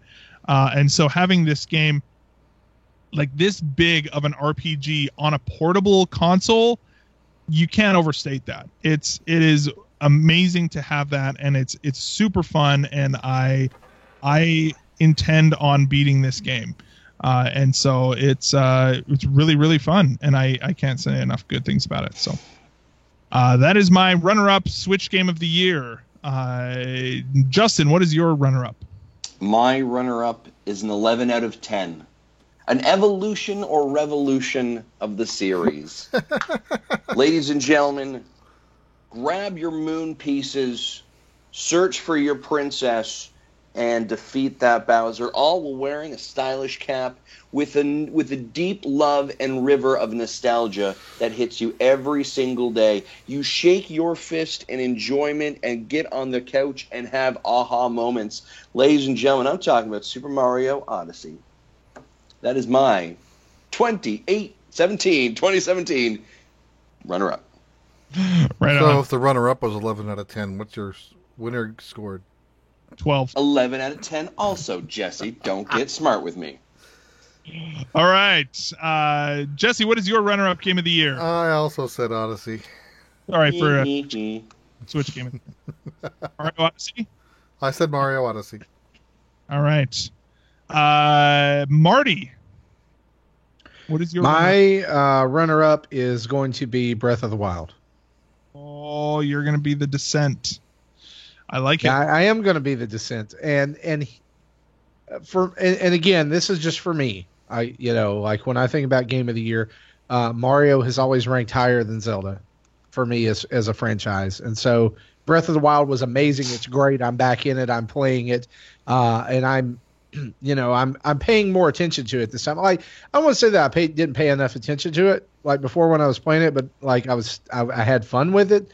But I guess I'm paying more attention to how exceptional it is as a game, if that makes sense. But like for me, it's still going to be runner up. Right on.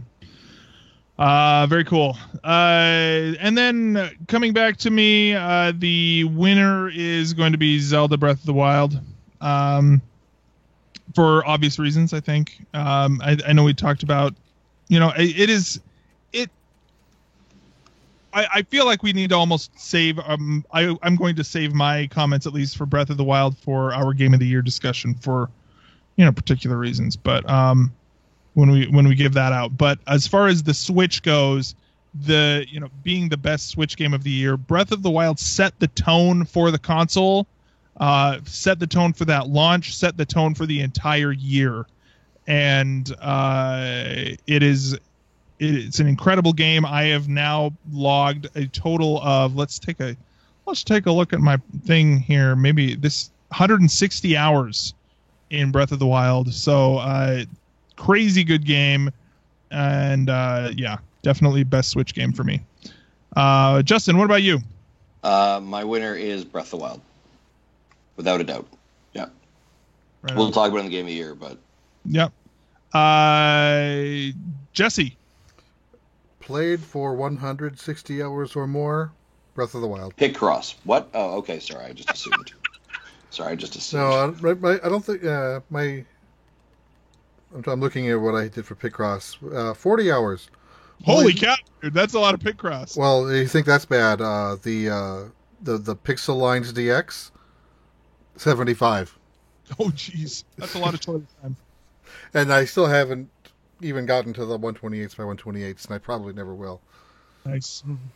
Right on. And Marty. You know what it is. It's Super Mario Odyssey. It's Mario Odyssey. It will always be Mario Odyssey for 2017. Nice. Right on, man. Yeah. I'll talk more about it when we get to Game of the Year. Mm-hmm. Judging by the numbers, you're going to have to be okay that it's probably going to be second, Marty.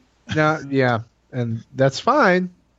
I'm fine with you all being... But it will not slip further than second there, Marty. You and I will make a pact to you, my friend.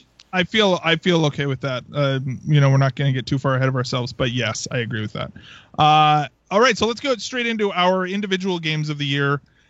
And my runner-up for Game of the Year is going to Metroid Samus Returns. A 3DS game for runner-up Game of the Year. That's right. I am completely... this should be no surprise to anybody that I am not giving a single award to Mario Odyssey on my personal winners or runners-up in this. But having said that... Game of the Year runner-up for me, Metroid Samus Returns. Do you want to do I'm sorry, Zach. I'm gonna ask. And throw an audible here. Do you want to have an honorable mention category as well to that? Like, so you basically get a 3. You get like an honorable mention, a runner-up, and then winner. And then Xenoblade, yes. So I would put Xenoblade 2 in there as well for me. Okay, but what's your honorable mention? Xenoblade. Oh, okay. I apologize. So honorable mention, Xenoblade. Okay. Yeah. Sorry, I was only slightly paying attention to what you're saying. The top 3. If we want to do like 2 runners up, do you guys want to do that? Yeah, that's fine. That? All right. So I would say my 2 runners up would be Xenoblade Chronicles 2, Metroid Samus Returns. Would be those 2. So, I think Metroid Samus Returns. You can't really understate how much the game is just like super awesome. So and how much it is a really good time for me. I think for 3DS it is great. It is a huge return to form for that Metroid franchise, and I wouldn't want to have that be missed in just because it's on the 3DS. I don't think that should be that doesn't make it any less good of a game, I guess. Sure, it does. So Metroid Samus Returns, and then Xenoblade Chronicles 2. Again, it's just super fun. I've kind of said my piece on it, but yeah, those are my 2 runners up. Justin, what is your if we're going 2 runners up for Game of the Year? My honorable mention is going to go to ARMS. ARMS is my honorable mention. Okay. And I'm going to be honest, I struggle with that because I shuffled about 3 others around in my head a couple times before I got there. But I'm going to go with ARMS. And then my runner-up is Mario Odyssey. Right on. Yeah. Cool. Yeah, your audible made it to make me think. Okay, I think I know what I want to say now. So in other words, honorable mention is 3rd place, right? Yeah. Runner-up is 2nd place. All right, which is Super Mario Odyssey. Cool. All right, Jesse. All right, so I think for my honorable mention, I'm going to go with the Dragon Quest VIII. Right on. And then my runner-up will go to Odyssey. Sweet. Marty. Let's see. So honorable mention, I will say, is Metroid Samus Returns. And from there, my runner-up is Breath of the Wild. Wow, dude. I like the diversity of opinion. We're good. Yes. Okay. Very cool. All right, so that gets into Game of the Year. So my winner for 2017 Game of the Year for me is Zelda Breath of the Wild for reasons that we talked about before.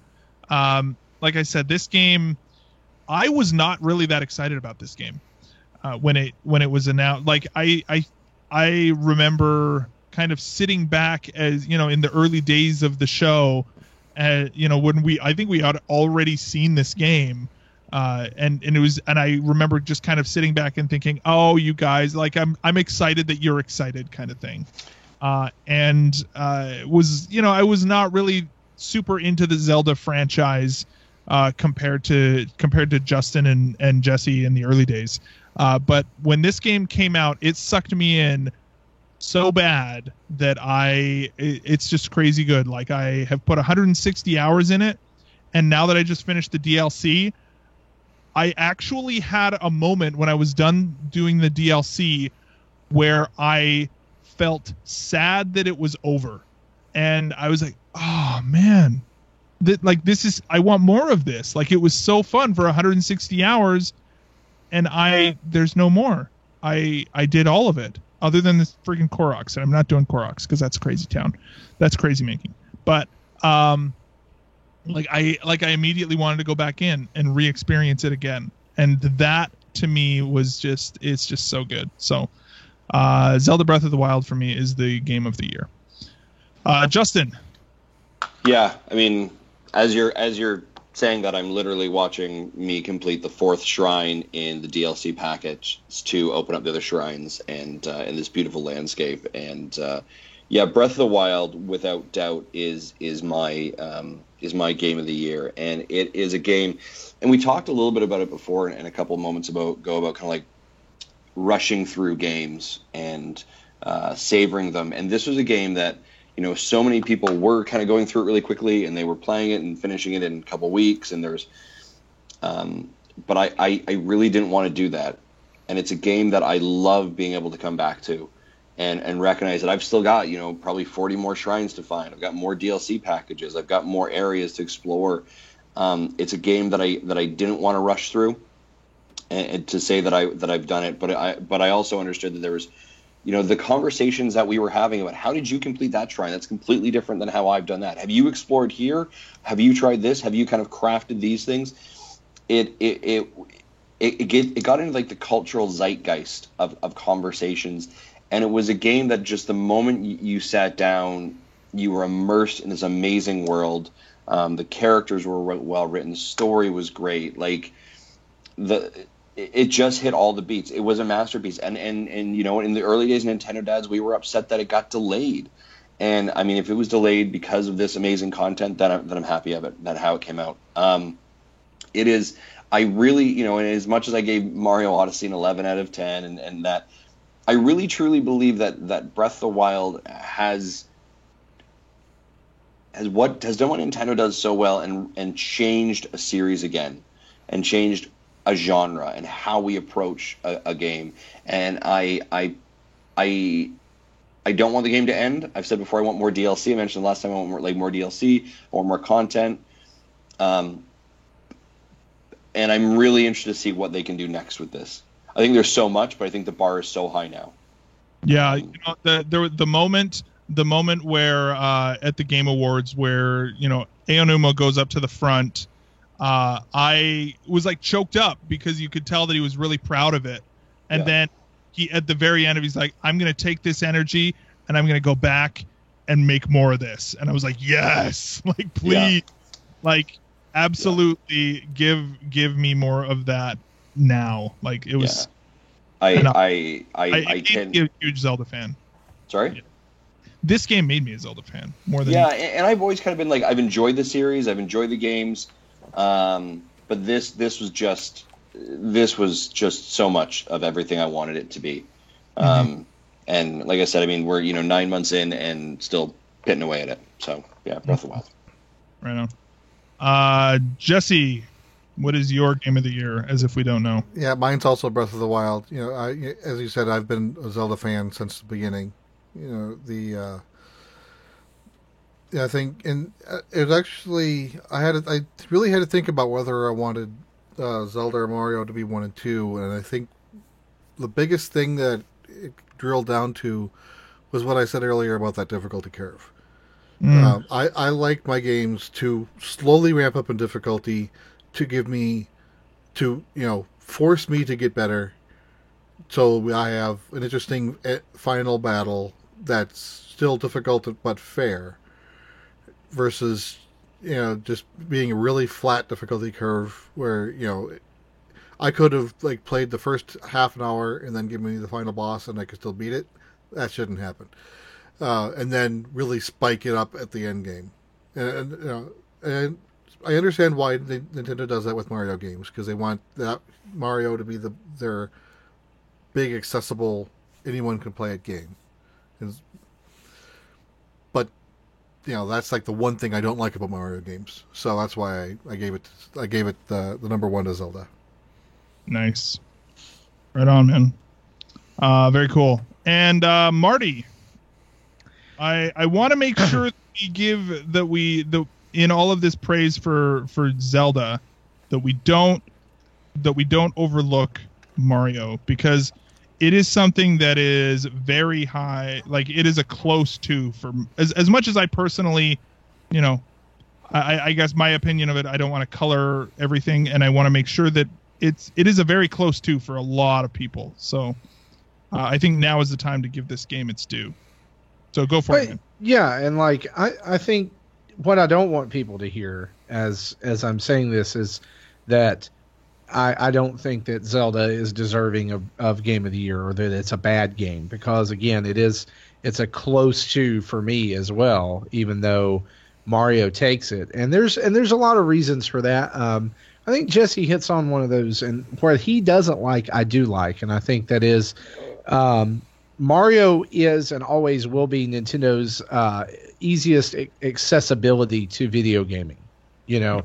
Everybody recognizes Mario. Everybody knows pretty much who he is, whereas some people still think that Link is Zelda. And I'm not saying that is that's the only knock against Breath of the Wild, or that's why it's not as good. But Mario is it's infinitely more accessible, and playing Zelda, playing through Breath of the Wild, there were times that I went, oh man, that's amazing, but I'm not the only one. I've heard so many people say this, that playing through Mario Odyssey, I just had a smile on my face the entire time. Yeah. Mario, Zelda was a great game, and the guts of that game were amazing, and it changed. It gets kudos for me just for simply making me like free roaming, open world games. But Odyssey brought joy.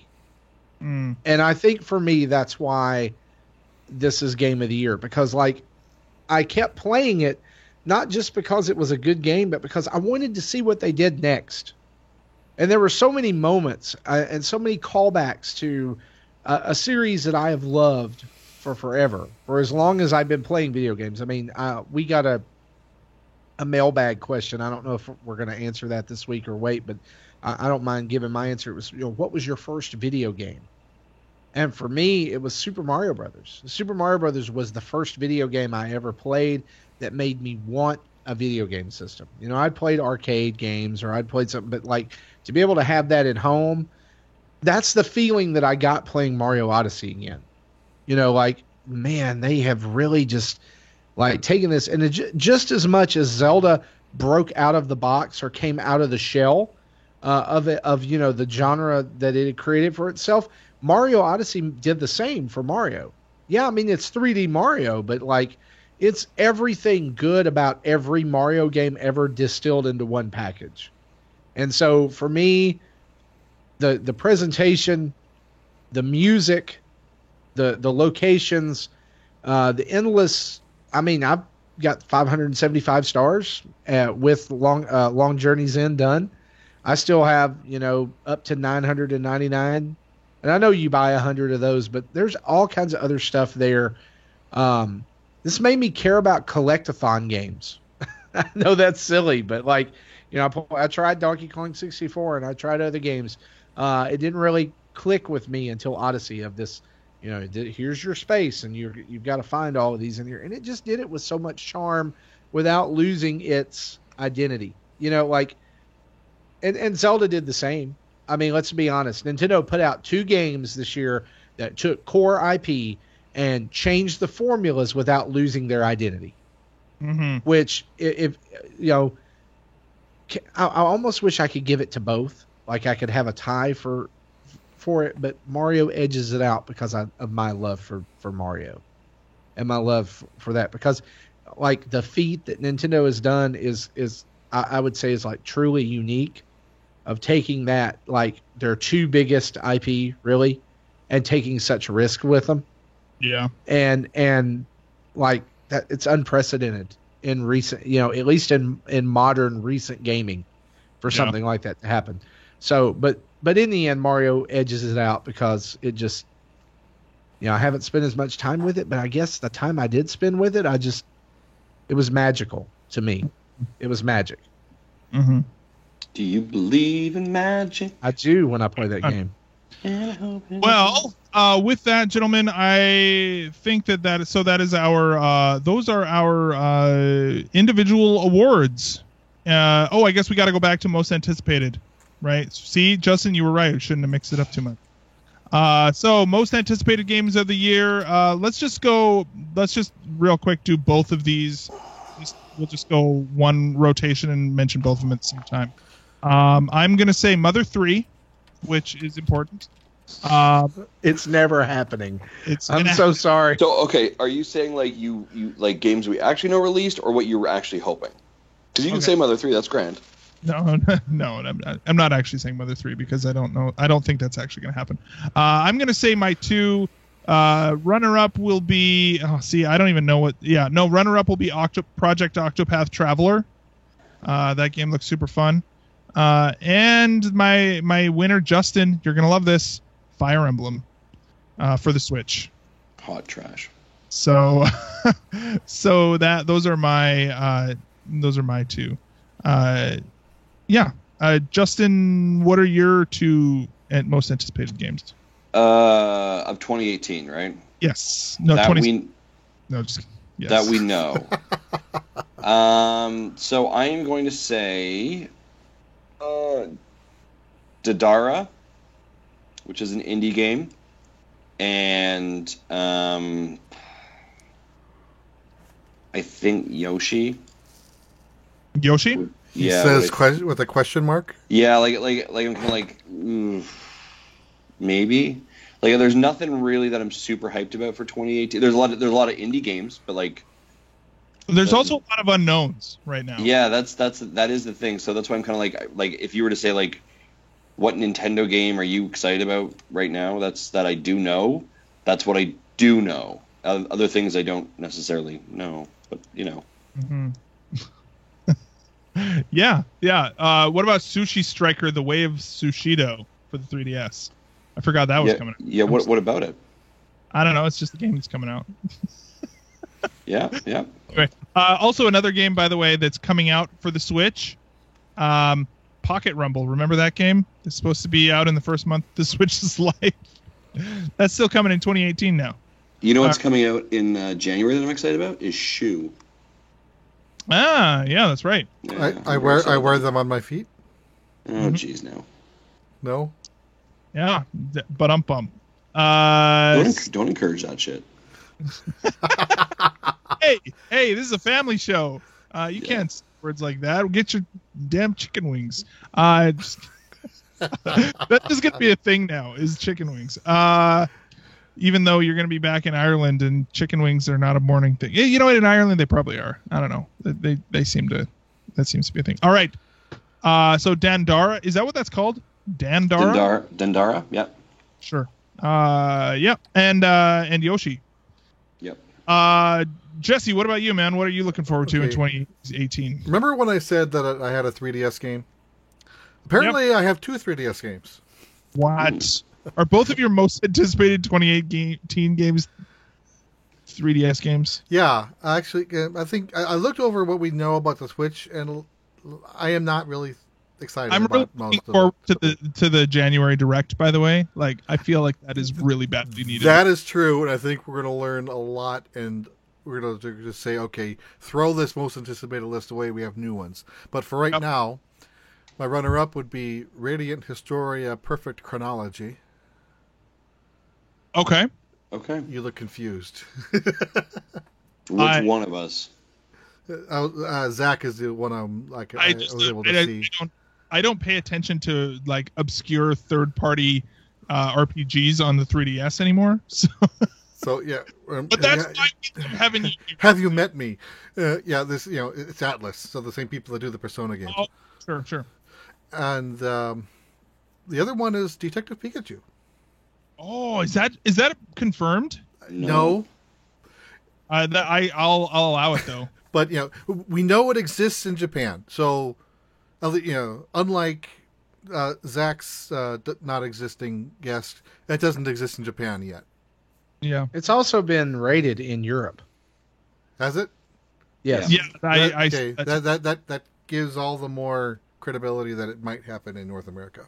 I hope that they do with this movie coming out. I hope they do a Switch version. But yeah, I was going to say the fact that we know there's a movie coming in North America, they have to have the game. Yeah. Mm-hmm. Right on, man. So Marty, what about you?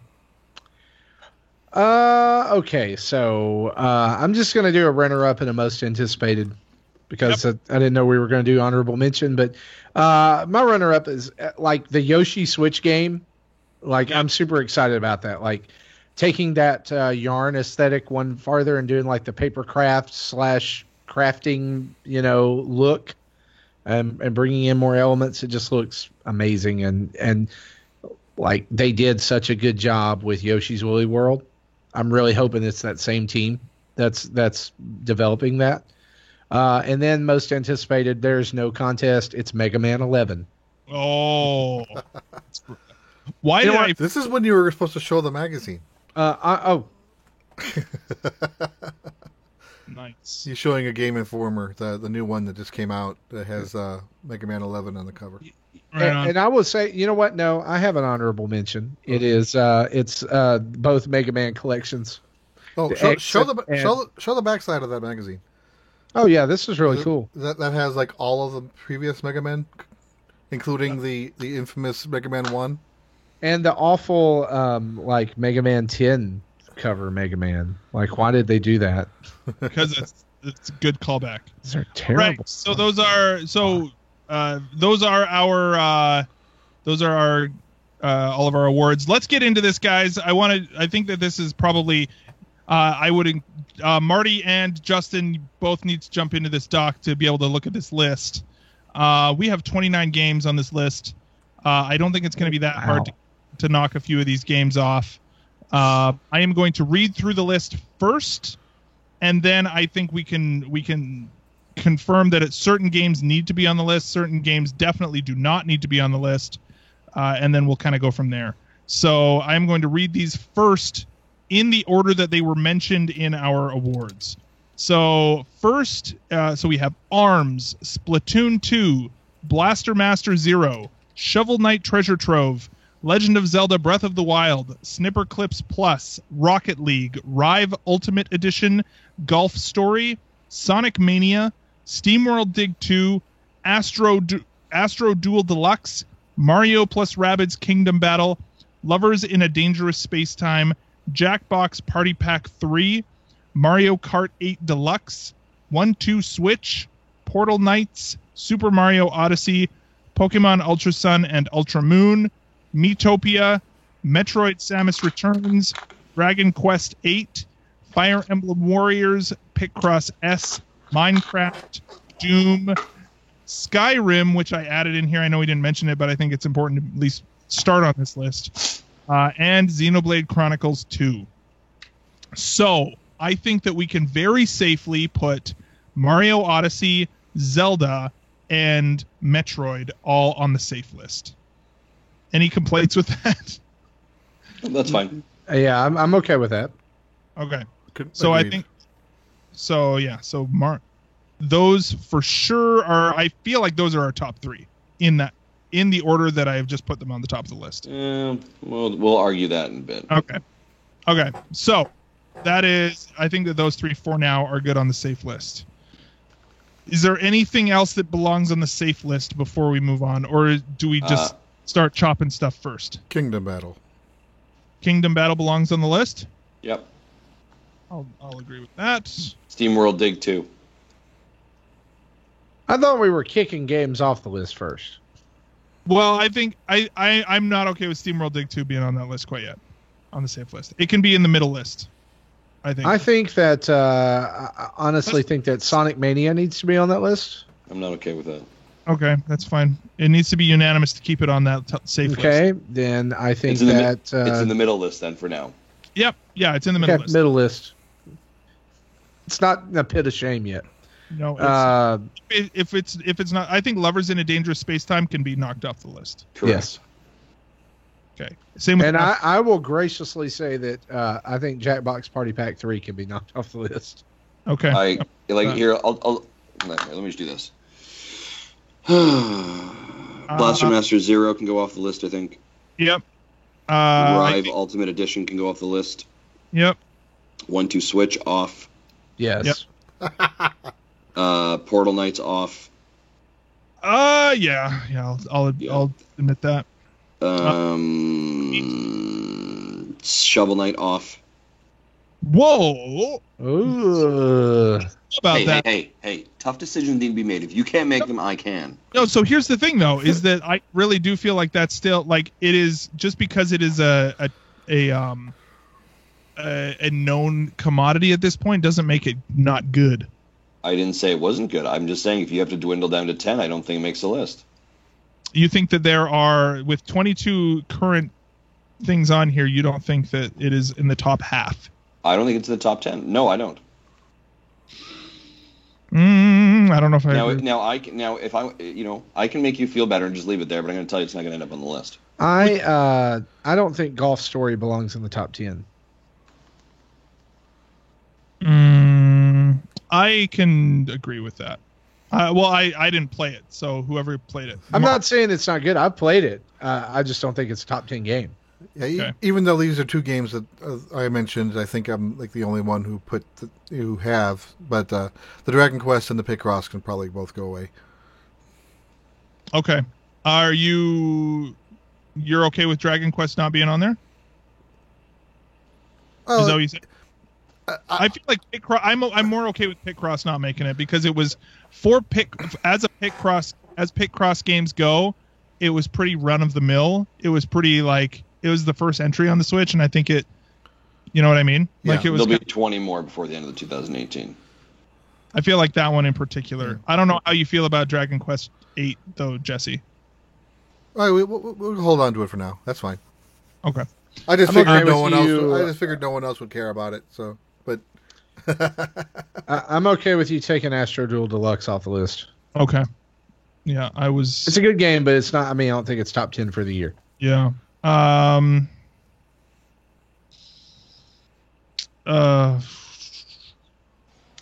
another look at this one. Let's talk about Snipper Clips for a minute. How do we feel about, I feel like Snipper Clips was a really, it was a great quality launch title, and there are a lot of games on this list that go beyond that, right? I'm okay with that. Yeah, I'm not. I don't think it held up as well as we thought it was going to. Mm-hmm. It was a great concept that I think it's great for a list, but not game of the year. Mm-hmm. Does that make sense? I think it's great for it was the best, one of the best of its genre, but not top 10. Yeah, it didn't. Being a launch game that was a really great concept of sit down, play the Switch, deliver on the concept of the Switch of this local multiplayer, kind of thing where you break the Joy-Cons off. It was great in that sense, but I don't know if it, compared to a lot of the games on this list, I don't think that it really had the oomph that a good game of the year contender has. Right. Justin, I feel like you've got a disagreement in that. Yeah, I mean, I think it was quite good, but I mean, I do also realize that we have to make hard decisions. Mm-hmm. Right. So, I'm okay with it for now. For now? I put it in the list. Put it in the list. The middle list. What? In the middle list. Middle list.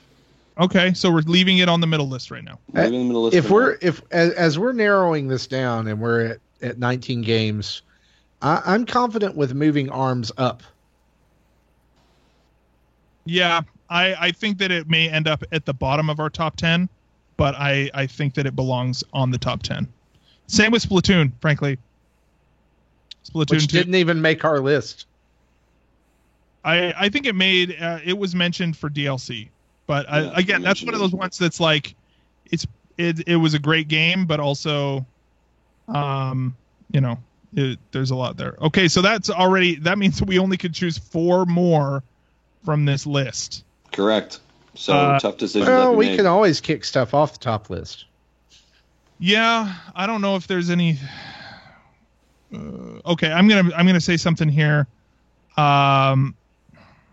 How do we? Okay, what about Mario Kart 8 Deluxe? I'm okay for it to be gone. Last year, here's the thing: is that last year, I listened to our debate. Last year, we knocked both Twilight Princess HD and Dragon Quest VII off of the list because they were remakes.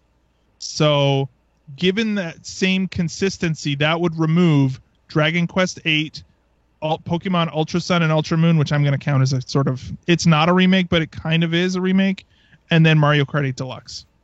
That's fine. I'm okay with that. Are we okay with that? Yeah. Again, hard decisions. Like I feel like that's still. Yeah, I'm not, okay. I'm not sure about Pokemon, but I'm okay with the other two. Okay. I know you just deleted that, but and I'm okay with Pokemon going away. I'm okay with Dragon Quest going away, but I'm uneasy about Pokemon still. The Mario Kart 8 Deluxe, I feel like, I don't know. I still have a few qualms about that one. Leaving. About removing it? Okay, we'll put it on this for now. You're about which one? Mario Kart 8? Yeah. Oh, you know what though? Here's the thing that you're right because of the battle mode. Yeah. Well, and there's that, and I just think that, like, you look at that and that was like, maybe it's a remake, but like when I think about how important that game was for the Switch. Mm-hmm. And sometimes, we look at Game of the Year and maybe we look at things that are just fun to play. Mm-hmm. But, and like most of these right now are all like newer games, like, and we're wrapped up in the newness of them, I guess. Yeah. But Mario Kart 8 is still solid. It's still a very solid game. And I think it deserves to be on this list more than, I might make somebody mad here. I'm going to mention 2 games. I think it deserves to be on the list more than SteamWorld Dig 2, and I think it deserves to be on the list more than Shovel Knight. I think we can get rid of Shovel Knight, actually. I'm okay with that now. Okay. Shovel Knight, I'm fine to get off. SteamWorld Dig, no. SteamWorld Dig, you're just going to hang on to that one. Okay. Yep. That's fine. I said that a lot more snarkily. Okay, Snipper Clips, are we okay to get rid of that yet? Yeah. Yes. I put. Okay, if I have to make contentions to get other games on there, then Snipper Clips leaves. Okay. So here's my next one. I put this on here even though we didn't mention it once. Skyrim. No, off. Marty, do you want to say anything about about Skyrim just so that we give it its due before we chop it off? Yeah, list? I mean it's a fantastic port for Wii U. I think if we had for Switch, I think if we had a like a category for best port, mm-hmm. I honestly feel like that would have won it, because it's huge for Skyrim to be on there. And I know that Doom probably would have been Doom for you, Zach. But you know what though? Here's the thing with that is that for me an important thing about ports is that it is as true to the original as possible, and I think that Skyrim may have actually, if I would have, I haven't played Skyrim yet. I feel like that one has a little bit of an advantage because it's an older game than Doom is, and so it made the transition. 6 years old. Yeah, like it Doom at times, especially in handheld mode, can be a little bit jaggy, right? It doesn't look great all the time. And so it's a hard thing to. And to me, I mean, like personally, I think Skyrim looks great in handheld mode. Yeah, and it performs well in dock mode too. I think that if I'm looking at this list, like for some reason it just doesn't ring as game of the year. Yeah, of that bottom 9, I've only played one of them. Yeah. So here's my suggestion. I suggest we get rid of Minecraft. The one thing I will say about Minecraft is that it was a very important game early on this year to hit on the Switch, and I kid you not, I think my log says I did 100 hours in Minecraft, which is like as soon as I came off of Breath of the Wild, I jumped headlong into Minecraft and I played a ton of Minecraft. Having said that, I don't think that it really has a spot on this list with so many other games that deserve a good highlight. So I'm willing to take that off. Another game that I'm just going to immediately put on and then take off is Pokken Tournament DX. That was a game that was really cool and deserves to at least have a little bit of mention, but also just it doesn't deserve to be on the list. So I would say the other one would be. So are we okay with taking Skyrim off this list? Yes. Okay. So we now are looking at, we have 7 in the top and 7 in the bottom. All right, so 14 total. We have to get rid of 4 more of these games.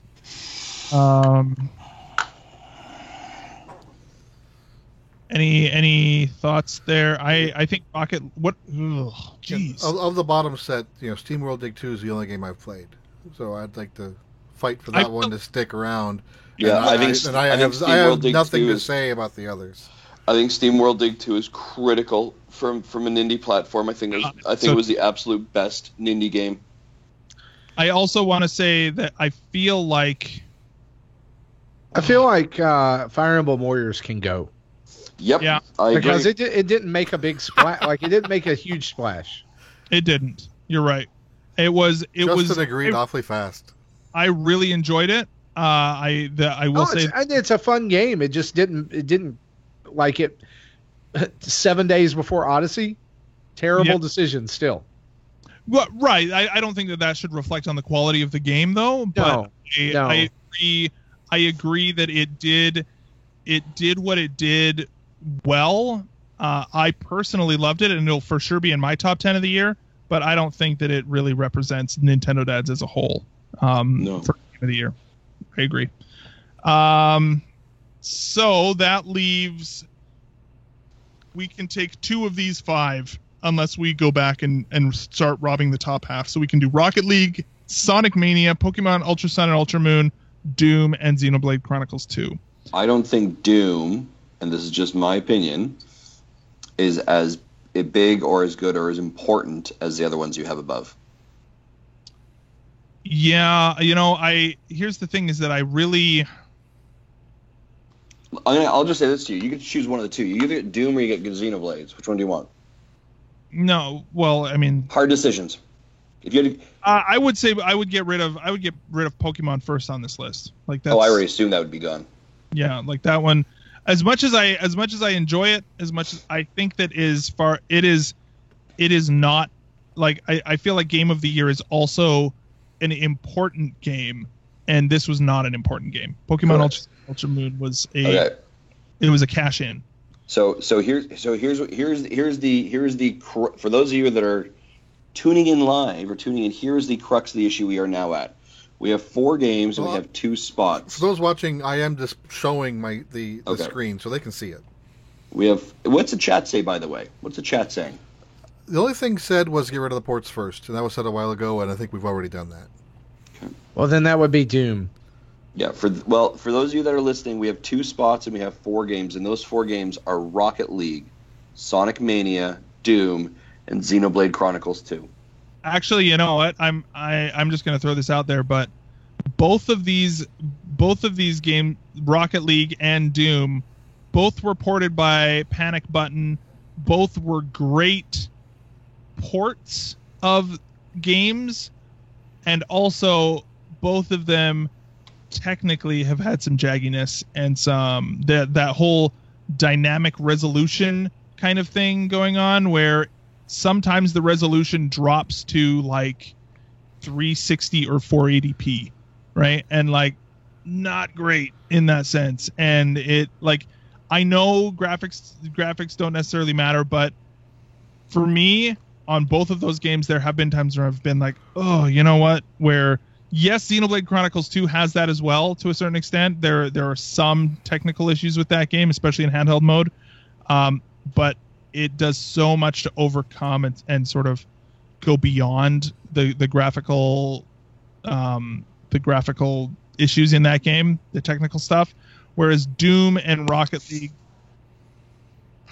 I feel like I'm okay with getting rid of Rocket League before Doom, I guess, is my first. Two people in chat chimed in and said basically the same thing.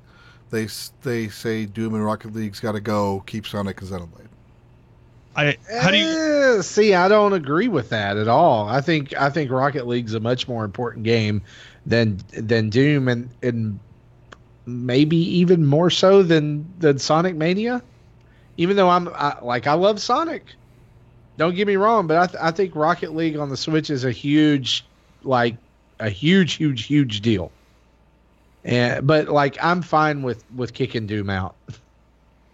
Yeah, I agree. I think that and here's the thing too, is that looking at this list, let's do the mental exercise of throwing ourselves a year into the future for a minute and thinking about what games were really that still hold up a year from now, right? That are like and not more of a product of their time.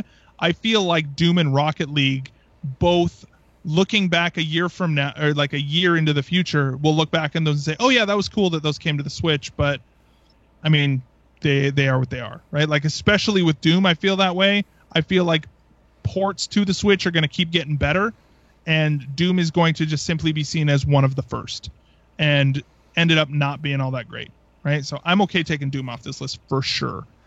I feel like what we're really coming down to is Rocket League or Sonic Mania. That's exactly what we've been coming down to for like the last 10 minutes.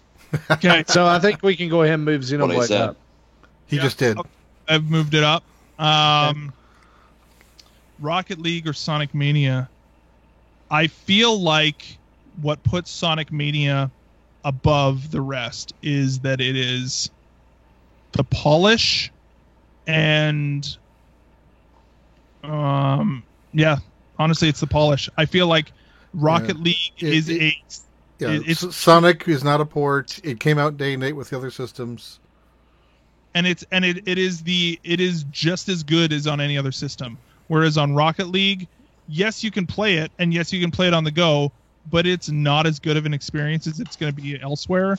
And it's I'm going to make it's a strong 11. It's a strong 11 out of 10. I'm going to make a statement. Yeah. And y'all know how I feel about Sonic. All right? Mm-hmm. I think he's useless. Okay, I think he's garbage. I think he is the worst video game character there is. But I'm going to say this.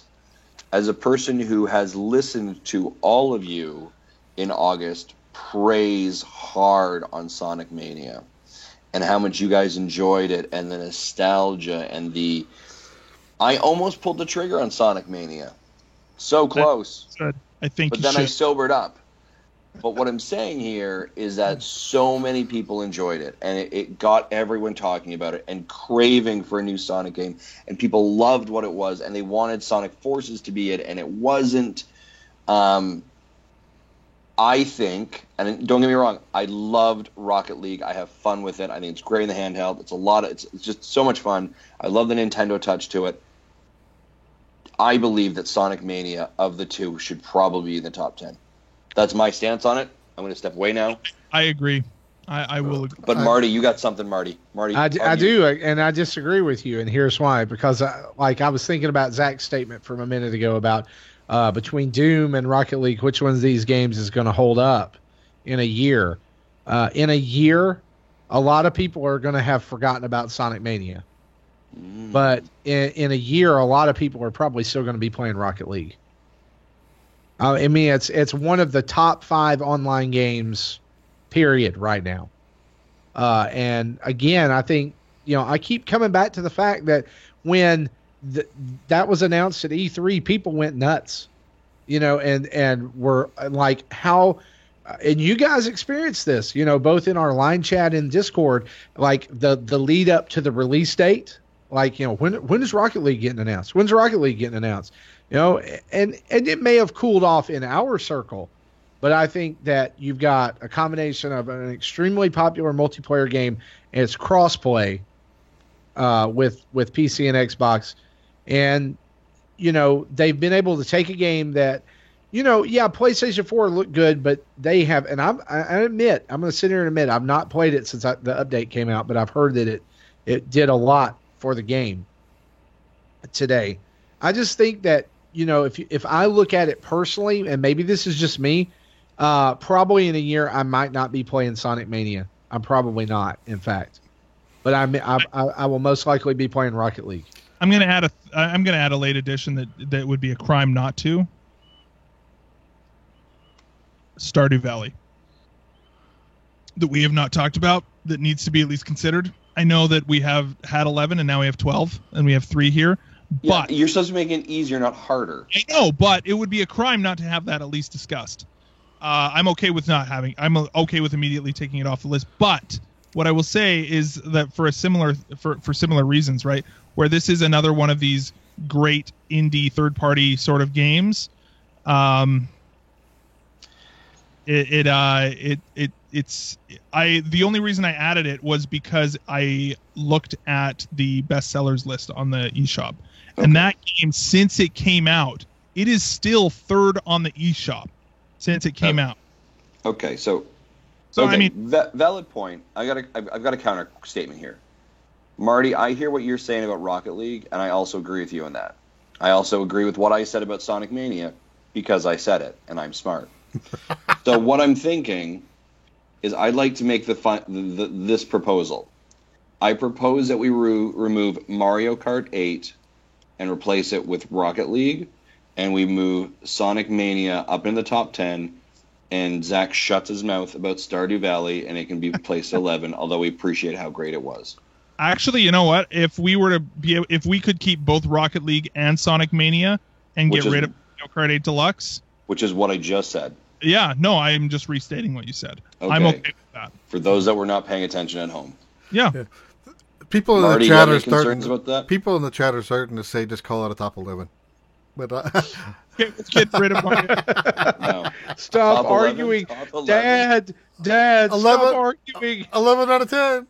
The 11 out of 10 list. That's actually pretty brilliant. I will actually, you know what? Having said that, I am okay with having 11 games on our top 10 list given our history this year. Yeah, that is a statement. It's the 11. Yeah, it's the 11 top 10 list. Okay, I think that after the year Nintendo's had, they deserve an 11 out of 10. I'm okay with that. Chat, well done. Well done. Now, well done. Now what we get to do is decide, is this the order that we want to leave it in? Okay, so this is okay. So let's top 5. We already know the 6. Okay, so we have agreed that the top 2 are Zelda and Odyssey. Yes, absolutely. Yeah. So those 2 are locked. Yeah. Let's go with, like, is there anything here that needs? I feel like SteamWorld Dig 2 needs to be on the top half, given the hype that everybody else had about it. Yeah, I'd want, like, if you were saying, like, where, Justin, would you place it? I'd be placing it around a 5 or 6. Okay. So I'm going to be pretty on. Like, I see one who's really advocating for it, but I think I'd put it somewhere in that 5-6 list. Okay, so let's do like. I think 6 is a good place for it. Okay, so what would you put above it? Oh, sorry. Go ahead, Marty. I'm going to actually, like, I kind of like the top 5. The way it is? Yeah. Yeah, I don't have any huge issues with that. To be completely honest, actually. Oh wait, where'd you put Stardew Valley? It's gone. Oh, you okay, said, yeah. You said to cast it off. We're cool. You said dilly dilly and cast it off into the pit of shame. Okay, so here's my question. I think that this is going to be an important thing here. ARMS versus Splatoon 2. ARMS is higher. ARMS is higher? Yeah. For me, ARMS is higher. I don't think many people would say that, but I think for me, it's higher. Yeah. Yeah. I'm not asking for other people's opinion. I'm asking for your opinion, Marty Estes. Then it's higher than Splatoon. And there we go. That's what we do. If we're keeping Mario Kart 8, where does that go? 11. I'm fine with that being 11. You're okay with that being 11? Yes. All right. Because I think that Xenoblade deserves to be higher. Yeah. Like, I think that maybe we put Xenoblade after ARMS and then Splatoon 2. I'm okay with that. No, we've just pushed SteamWorld Dig 2 to 8. Nope. That goes to 6. Is Splatoon 2 better or worse than SteamWorld Dig 2? Worse. Okay. So that puts... So what you're saying, Justin, is... What if we do this? We go... So we do our number 4, Mario and Rabbids, number 5, ARMS, number 6, SteamWorld Dig 2, number 7, Splatoon 2, number 8, Xenoblade Chronicles 2. I'm okay with that. Actually, I'm okay with this list exactly how it is. How do you guys feel about it? Any qualms with that? I like this list. How's the chat I'm feel? okay with this. Chat, Quest for Pixels says Xenoblade should be 3. But Xenoblade... No. I don't think so. It's too niche. That's Xenoblade is our... Yeah, but it's Xenoblade. Quest for Pixels, that is going to be Mr. Sheldon Benedict. That's Sheldon, yeah. I... See, the thing is that it's the broad appeal that I think is the issue with that. Yeah, I'm the big Japanese RPG guy, and that game still scares me. So, yeah. I'm okay with this list, actually, and I love that it's 11 out of 10. It's just the way it's got to be now. We got to show. Here's the thing: is making a list with 11 things. It shows that we have buried the hatchet on the 11 out of 10. So do we need to share this list with Loxton so he sees it, saying, "Hey, look at this top 11. Here's 11 games in our top 10." Yeah, because I don't know if anyone else noticed it. I showed Justin, but he made a crack talking about how people rate games, specifically about Odyssey, and he goes, "People who gave it an 11 out of 10, stop right there." Nope. You know what? Here's the thing. This is a pearls of wisdom from Zach Erickson. You can define your own reality, and that's what we're doing today. So 11 out of 10, everyone. Someone in chat is asking, why is Metroid blue? Is that just because it's 3DS? The 3DS game, that's why. Last year, Wii U was blue and 3DS was red, because that's the color scheme that Nintendo has done. But now Nintendo has both the 3DS and the Switch as red is sort of their color. So we had to switch it up. So 3DS Metroid is blue because it's a 3DS game. Okay, so let me go from number 11 out of 10, and we'll count these down. So number 11, Mario Kart 8 Deluxe. Number 10, Sonic Mania. Number 9, Rocket League. Number 8, Xenoblade Chronicles 2. Number 7, Splatoon 2. Number 6, SteamWorld Dig 2. Wow, 3 games in a row. Number 5, ARMS. Number 4, Mario plus Rabbids Kingdom Battle. Number 3, Metroid Samus Returns. Another 2 game. Number 2, Super Mario Odyssey. And the Nintendo Dad's Game of the Year goes to The Legend of Zelda Breath of the Wild.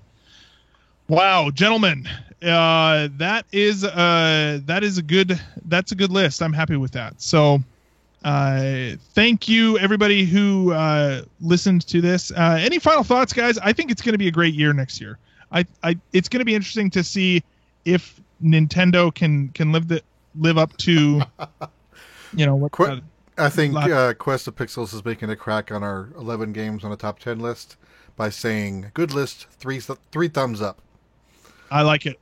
Right on. Which, by the way... Here's, I guess, Zach, you were saying comments. Yeah.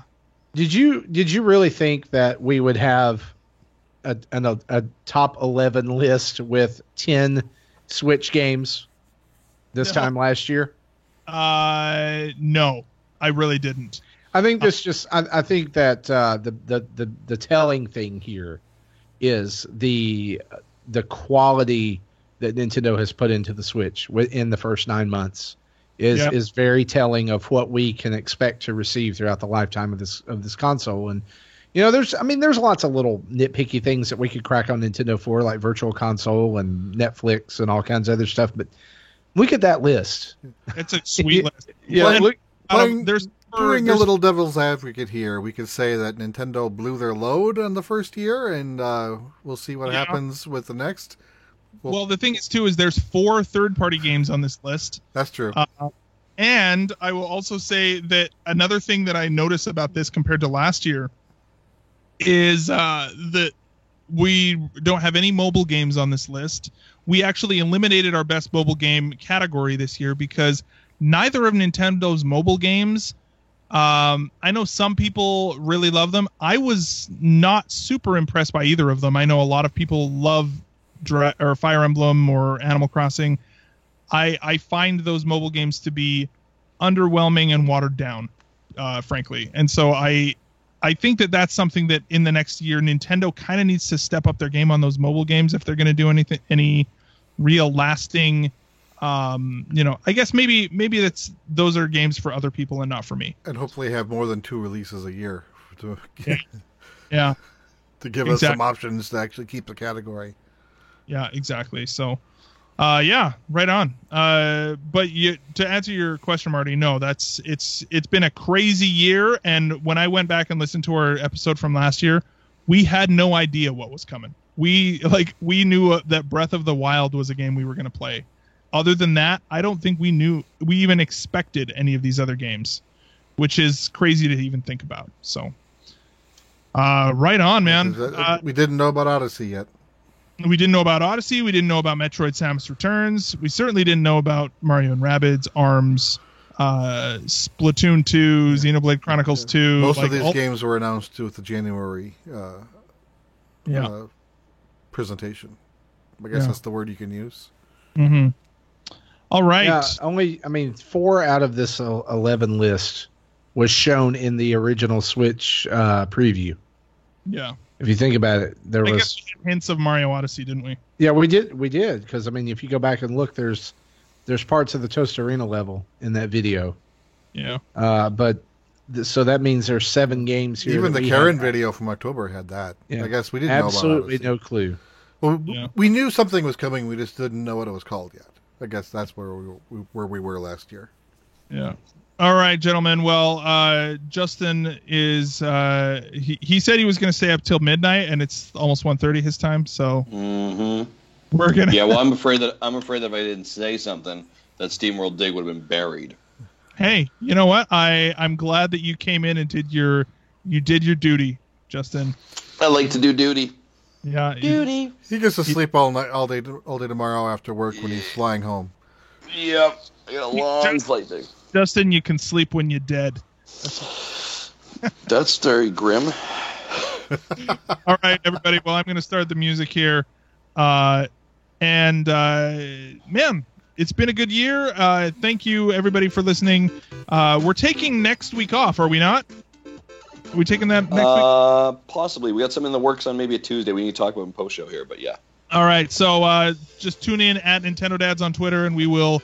we'll figure all that out. So huge thanks to our patrons as we finish this out. Patreon.com/Nintendo Dads, especially to our Patreon producers, Dave Ernsberger and Chris Mears. Go to Patreon.com/Nintendo Dads. Like I said, support the show. Even $1 a month is enough to, help us out. It's we appreciate everything you guys do. If you want to follow us on all of the social medias, you can do so on Twitter, Facebook, or Instagram at Nintendo Dads. If you want to email us, nintendodads@gmail.com. Find our videos on Twitch or YouTube. Search for Nintendo Dads. You will find us. Call in and leave us a voicemail, 929-25-NDADS. That's 929-256-3237. Huge thanks to OC Remix for our music throughout the show, as well as to both Carter Johnson and Adam Leonard from Megadads for our incredible artwork in everything that we do.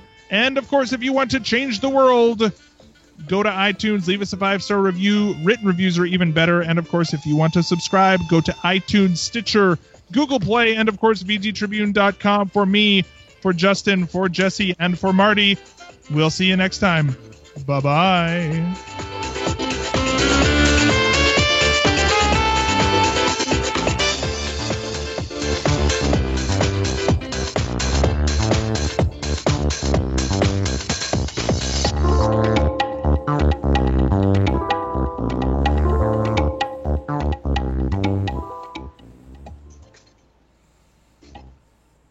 Thank you for listening to Nintendo Dads. Wobble Puffet? Wobble Buffet? All right, gents. Nice. There it is. 2.5 hours. Not bad.